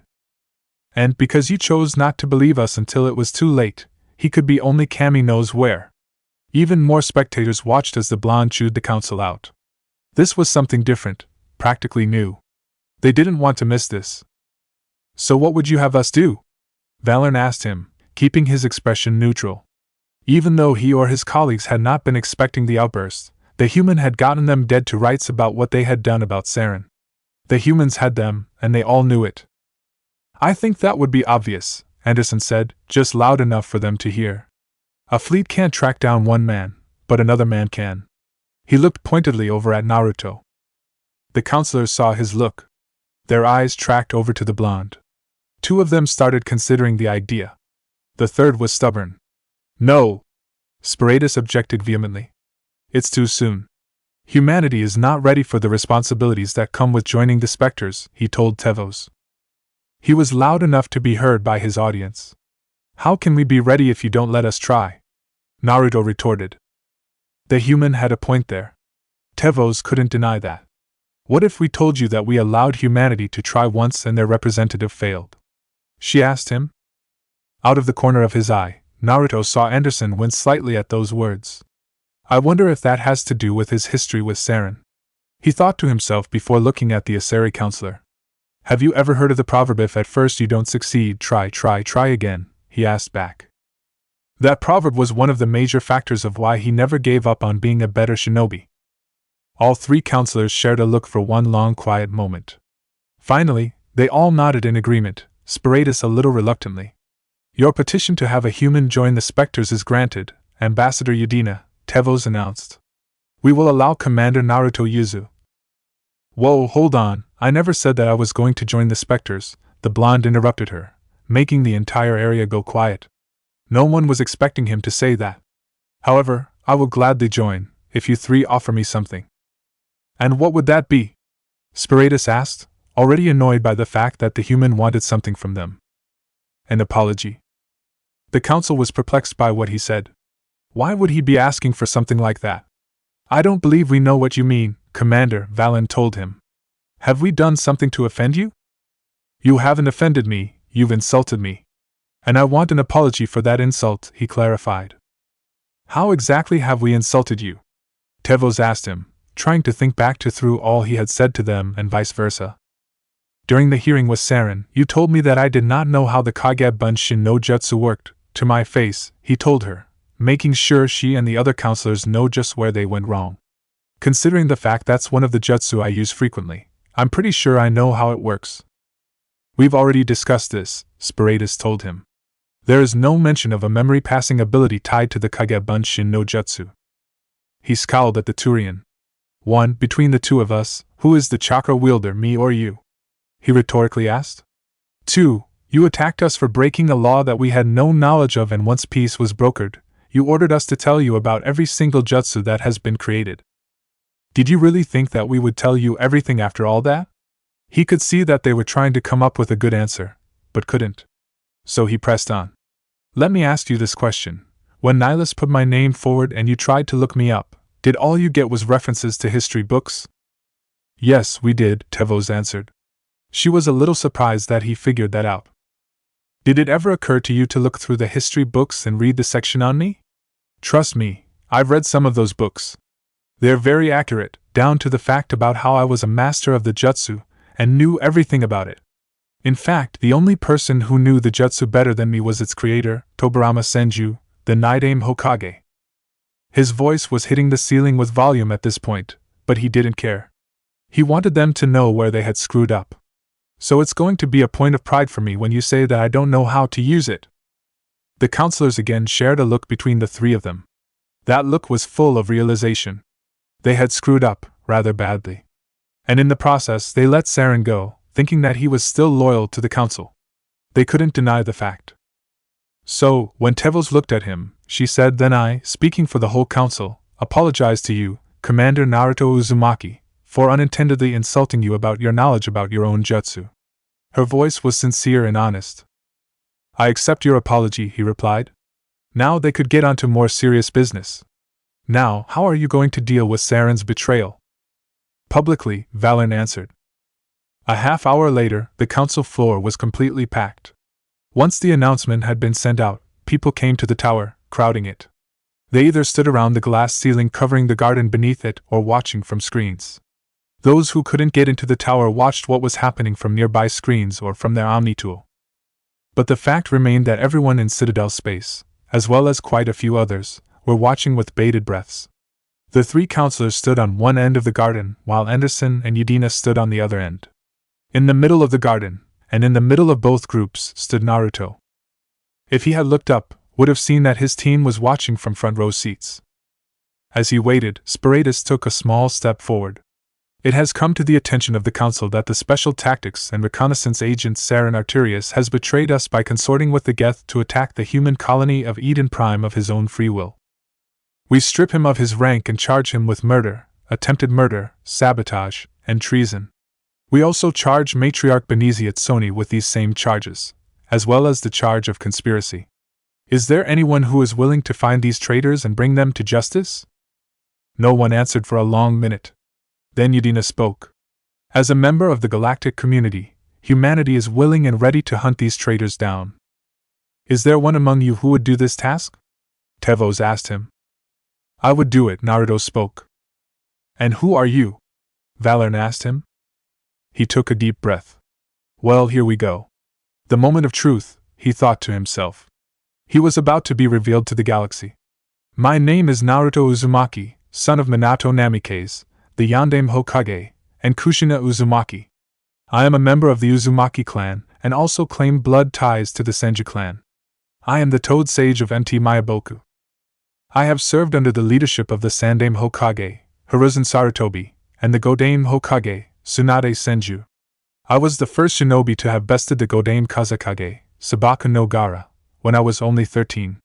I fought in the Fourth Shinobi World War against Obito Uchiha, and ended it by defeating him and sealing myself away. I have been found again, and I am ready to serve again." He wasn't really one to boast, but Udina told him that it would prove the fact that it was actually him, which he agreed with. While everyone who in the council floor didn't know what to say, the counselors didn't stop. "Jonin Naruto Uzumaki, we, the council, have decided to grant you all the powers and privileges of the Special Tactics and Reconnaissance branch of the Citadel," Tevos announced, using the rank he preferred to be known by. As she spoke, a Salarian, a Sari, and Turian walked forward towards him.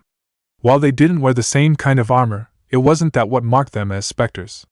All three of them wore long trench coats that were the color of black that could only be found when looking out at space.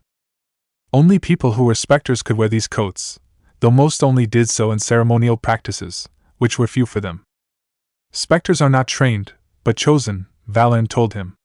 "Individuals forged in the fire of service and battle, those whose actions elevate them above the rank and file." The Salarian Spectre opened the box that he had been carrying. Inside was a bundle of cloth the same color of his coat. "Specters are an ideal, a symbol. The embodiment of courage, determination, and self-reliance," Tevos said. "They are the right hand of the council, instruments of our will." The Asari Spectre took the bundle from the box and unfolded it, revealing it to be a cloak like hers. Spectres bear a great burden. They are protectors of galactic peace, both our first and last line of defense. The safety of the galaxy is theirs to uphold, Sparatus intoned. The Turian Spectre took the coat from the Asari and held it out to Naruto. "That coat is your uniform," the Salarian Spectre told the blonde. "Wear it with pride befitting it. But always remember these words." "We work in secret," the Asari Spectre said. "We exist in shadow," the Turian Spectre said. Naruto took the coat from the Turian Spectre's hands. For a long moment he held it in his hands. Then he swung it around his back, slipping his arms into the sleeves as it hit his back. After making sure it was properly on, He looked back at the three specters. And we dress in black, he told them with a grin. They couldn't help but grin back at him. You are the first human spectre, Commander, Tevos told him, getting his attention. This is a great accomplishment for you and your entire species. That was when everyone who was watching began to clap, applauding him for what he had done. He stood there, letting the sounds fill his ears. They applauding him, cheering for him. It felt good. But he wasn't a 12-year-old kid. He wasn't going to let it consume him. He turned to face the counselors. What is my mission? He asked, being all business. He knew what it was, but they were still being formal.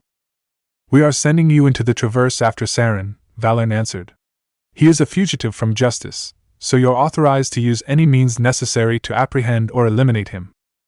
Any relevant files we have will be sent to Ambassador Udina, Spiratus told him. This meeting of the council is adjourned, Tevos announced. She and her colleagues walked away with the three specters behind them. Now that the ceremony was done, the audience began to disperse too. Within minutes it was like they were never there to begin with. Both Anderson and Udina waited in silence as the new spectre walked back to them. Congratulations, Naruto, Anderson told him, shaking his hand. He smiled.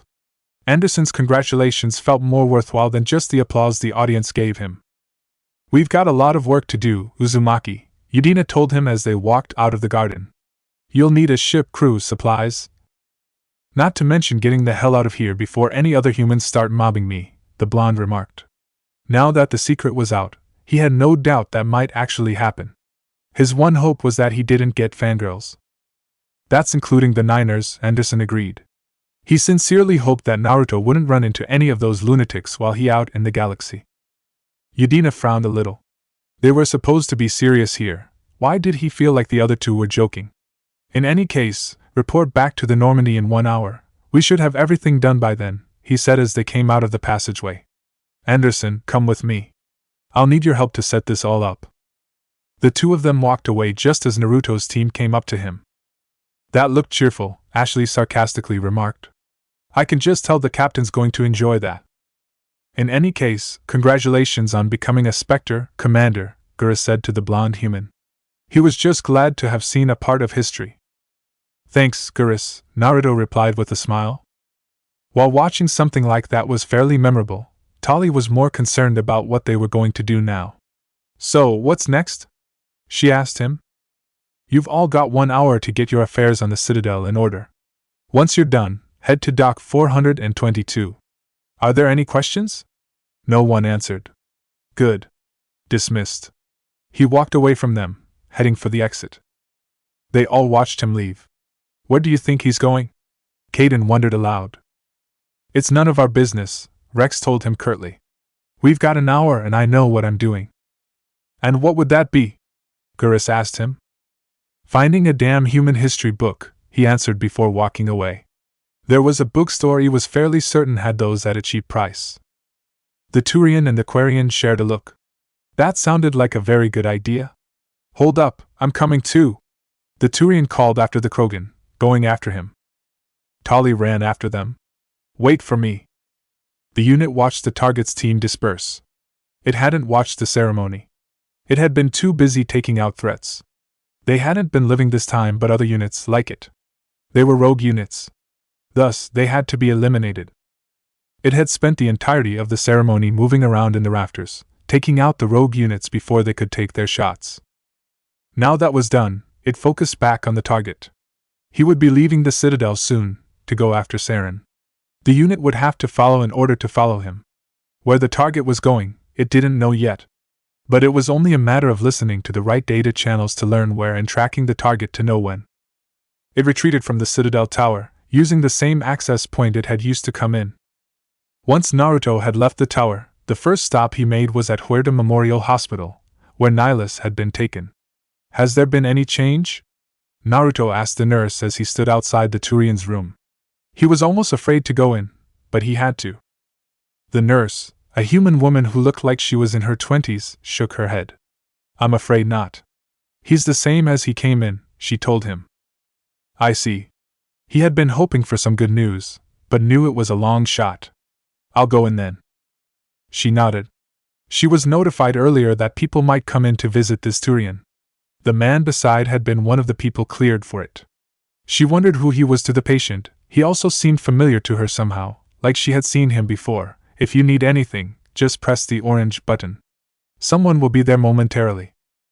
Thank you. He pressed the lock, turning the glow green, opening the door, and walked in. He saw Nihilus lying there in the bed made specifically for Turians. He had a blanket drawn up to his chest, and his eyes were still closed.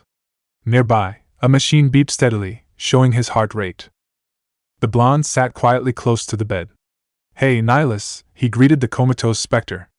I've got good news. They made me a Spectre. But the bad news is that they've made my first assignment to track down and kill him. He fell silent for a moment.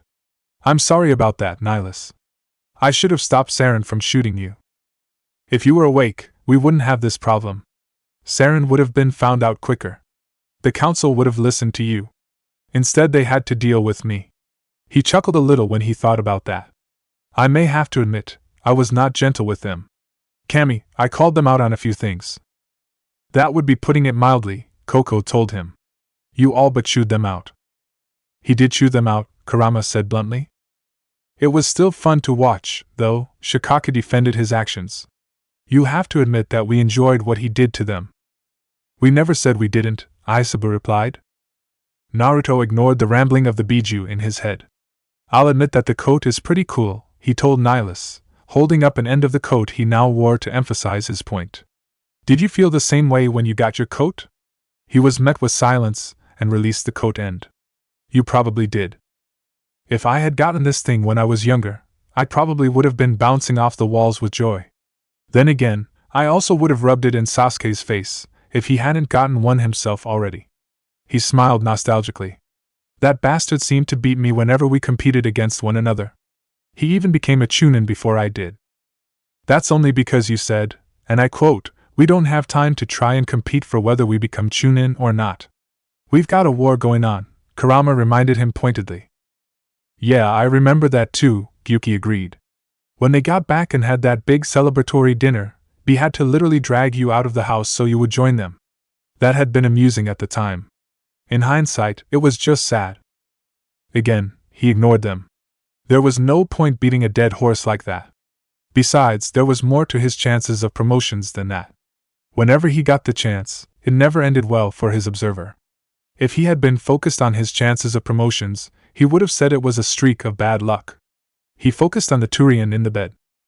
But still, the coat is still cool. I just have to wonder if there was any way to make it even cooler. He stopped, and had a thought. Dipping his hand into one of the pockets on his pants, he pulled out the white swirl that had been there.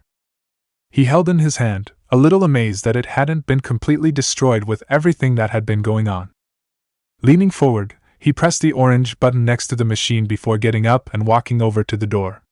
Within a few minutes, the door opened and one of the nurses walked through. Yes? She asked. Sorry to bother you, he told her. And this might be a bit of a weird question, but you do have a sewing kit nearby. Location unknown. Sarin and the matriarch watched in silence as the ceremony finished. As the screen went back to the reporter, Sarin turned it off. It took them long enough to figure out, and they needed help from humans to do it, he noted with slight scorn. What is the council coming to? They're going to be sending the new Spectre after us, the matriarch reminded him. She had read up on Naruto Uzumaki, and she did not think he would give the hunt easily. I know that, Benizia. I saw what they ordered him to do. He smiled slightly. I must say, I look forward to the challenge. He had read up on the blonde as well. He knew that it would be an interesting fight if they got close to one another. In any event, we have more important things to be worrying about, and we must make sure that they are not hindered in any way. Should I have assassins go after Uzumaki? He shook his head. No, it would just be a waste of resources. If they hadn't been able to take him out on the Citadel, what would be the point? We'll just let him wander the galaxy for. Very well, I'll return to my duties. She turned around and walked towards the door. She stopped and turned her head to look back. Also, I have been informed that they have arrived safely. She told him. He said nothing. She expected him not to. But as she left, he said, I heard some news as well. It seems a group once interested in you is now going after your daughter. From what I've heard, they won't take no for an answer. Anger and fury boiled in her stomach at that statement.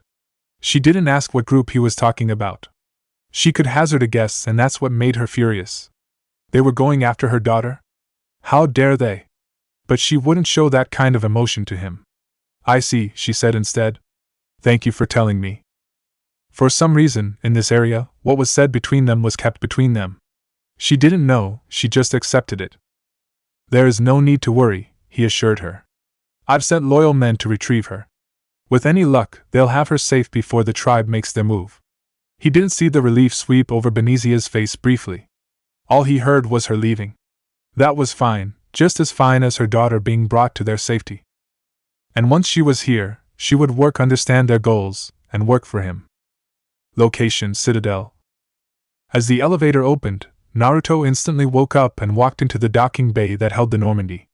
He saw both Udina and Anderson standing by the entrance to the hatch, and quickly made his way over to them. Hey guys, he greeted them. When Udina turned to look at him, his eyes went to the white swirl that was now sewn to the left shoulder of his Spectre coat. What is that? He asked. The blonde followed his eyes.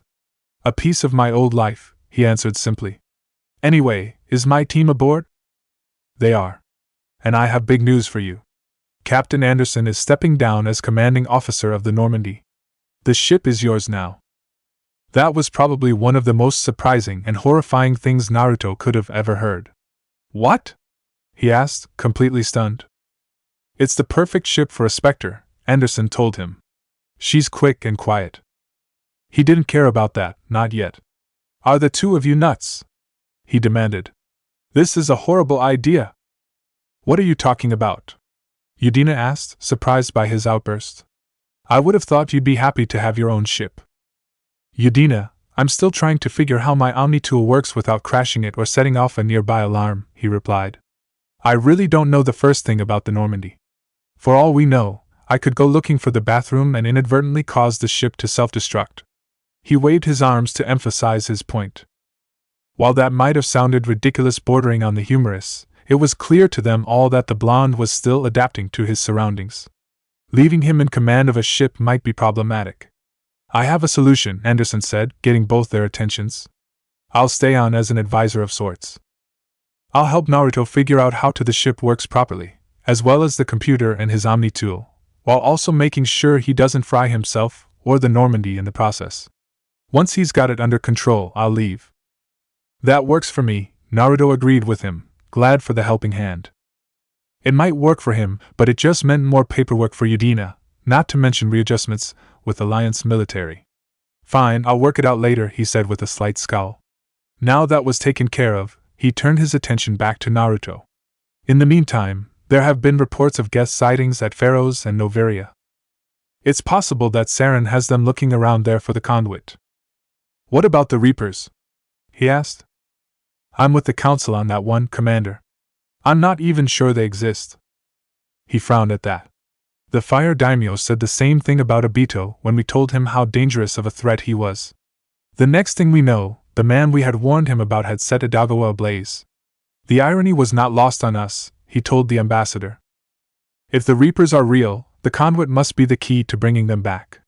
If we find it before Sarin does, or stop him, they don't come back, Anderson said to the both of them, cutting in before they could start fighting. Udina scowled slightly, but continued. We also have one more lead. Apparently, Matriarch Benizia has a daughter, a scientist who specializes in the Protheans.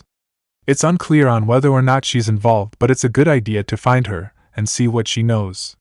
Her name is Liara. Dr. Liara Tsoni. Last we heard, she was exploring an archaeological dig on one of the uncharted worlds in the Artemis Tau cluster, possibly the in the Nasus system. Well, I guess I know what I'm doing first, Naruto said. Still trying to be the hero and rushing in to save the girl? Kurama asked his Jinchuriki teasingly. Shut up, he replied. The fox laughed with self-amusement. You're a Spectre, Commander. You don't answer to us, Udina told him. But make no mistake, you represent humanity as a whole. You make a mess and I'll be the one who has to clean it up. Then I'll try to keep the messes to a minimum, the new Spectre replied. Good. Now there's just one more thing. When he said that, a person stepped out from behind some crates and walked towards them. This is Agent Quan Misley, formerly of the 666th Numero del Diablo Hunter Unit, Yudina introduced her. She'll be joining your team. Naruto looked her over. She was probably only a few years older than he was, at least biologically. What skin she showed had a dark tan to it, showing that she spent a lot of time under the sun. Her hair was held in a short ponytail that seemed almost businesslike to him. The color of her hair was obviously dyed. The only person he knew who could get close to silver hair was Kakashi-sensei, and his hair was naturally gray. Her amber eyes were hard and completely serious. If he had to judge her by her weapons and armor alone, he'd say she knew her job and handled it like a professional. Is there anything about you that I should know about you that I can't see for myself, Quan Misley? He asked her, almost stumbling over the word. I'm good with demolitions, poisons, and interrogation, she answered simply and shortly. Her accent sounded foreign to him, although it would have told Anderson and Yudina that she hailed from the great jungle. Good enough. Welcome aboard. She saluted him and walked to the hatch. If he had to guess, her stuff was already on board. I have a meeting to get to, Yudina told Anderson and Naruto. I trust you'll be able to handle yourself? We'll be fine, Ambassador, Anderson assured him. He gave a small snort of disbelief and walked back to the elevator. I'll go make sure your new teammate gets in comfortably and introduce her to the others, the former captain of the Normandy told the new captain. Thanks, he replied. He watched as Anderson walked towards the hatch and then into it. Then he took a step back to look at the ship in its entirety. When he first walked onto it, he thought it was just going to be a place he was staying for a few days. Now, he was in charge of it, and that scared him. As he finally began walking towards the hatch, the only thing he could think of was I really hope I don't blow this ship up. Are you kidding? Kurama asked. With your luck, that ship and your team will become just as famous as the Konoha 12 was. Codex Entry, Technology Lost Jutsu. The Lost Jutsu are a group of jutsu that have been lost to time. This is mostly due to either the user of the jutsu dying before being able to pass it on to a student, the student refusing to share what he had learned of the jutsu, or the user was just one of a kind. One of the more famous groups of lost jutsu are those used by the Shodaime Hokage, Hashirama Senju, c. Mokutan. The reason that these jutsu are regarded as lost was that only the Shodaime Hokage had the ability to use Mokutan. To this day, there has been no reports of any shinobi being able to use it, with the exception of one ANBU agent during the Godaime Hokage's reign. Another famous group, equal or more so than Hashirama, are the jutsu that were used by Naruto Uzumaki. His innovation with basic jutsu such as the Henji no Jutsu, Transformation Jutsu, led to creating jutsu like the Oiroku no Jutsu, Sexy Jutsu, which, according to sources, allowed him to distract men and used it to his advantage. Sources also stated that he used the jutsu frequently on his mentor, who was a self-proclaimed super pervert, c. Jiraiya. However, he created and mastered more and more powerful jutsu as he grew older, while also creating several variations of one. There has been some research into rediscover and recover the lost jutsu. While mostly because the Systems Alliance refuses to let the Council know the secrets of chakra, another important reason is because the research group has to choose what group to recover. Some groups, like the Shodaime Hokage, cannot be recovered as he was unique and they would not be able to get results that would match his, which had been proven long before the modern day, see Orochimaru's experiments. Another groups, like Naruto, and also Hashirama, are considered to be sacred and it would be blasphemous to even attempt to recreate them.